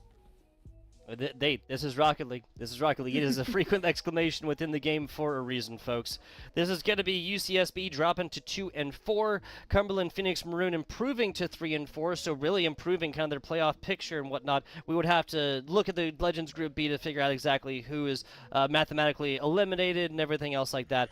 Stay tuned over to NECC socials, websites, and more. I'm sure they have a league spot, a bracket up there, or a Star GG or whatever it is that they use. You can find that out on the Twitter, on the website. I want to give a big shout out here to our production staff on the day. That is going to be Time to Light, of course, and Reached Dat over there producing away, making our job desk casters that much easier. We very much appreciate it. I will be back for playoffs feel at, I believe this is the last of the regular season for you, my friend. Is that correct? I believe so. You never know. Maybe I might show up just randomly in the background of your stream. You'll never know. But it's been an awesome regular season. I'm so glad to have been here. Some amazing teams, some amazing games, and especially some amazing casters. So Tugboat, thank you for being my partner in crime in this. Good luck to all the new collegiate teams into the playoff bracket. It's going to be a hard-fought fight, but I have faith in all of you guys. So good luck. Thank you so much. Have a great night, everybody. I will see you later. Yeah, so real quick, also want to give the good people, the information as far as where to get the next. We gave them what we want. They're not going to be coming on back for some more Valorant playoffs. That's the quarterfinals starting on Monday, folks. That'll be right around 7 p.m. Eastern Standard, which is, of course, 4 p.m. out here in Pacific. If you live in Arizona, obviously, it's a little bit different. We'll be seeing you guys on Monday. Not 100% sure who's going to be bringing you the action on that one, casters-wise, but I'm sure they'll be doing a fantastic job. FBI Tugboat, Fiat Color, we'll catch you guys on the next one.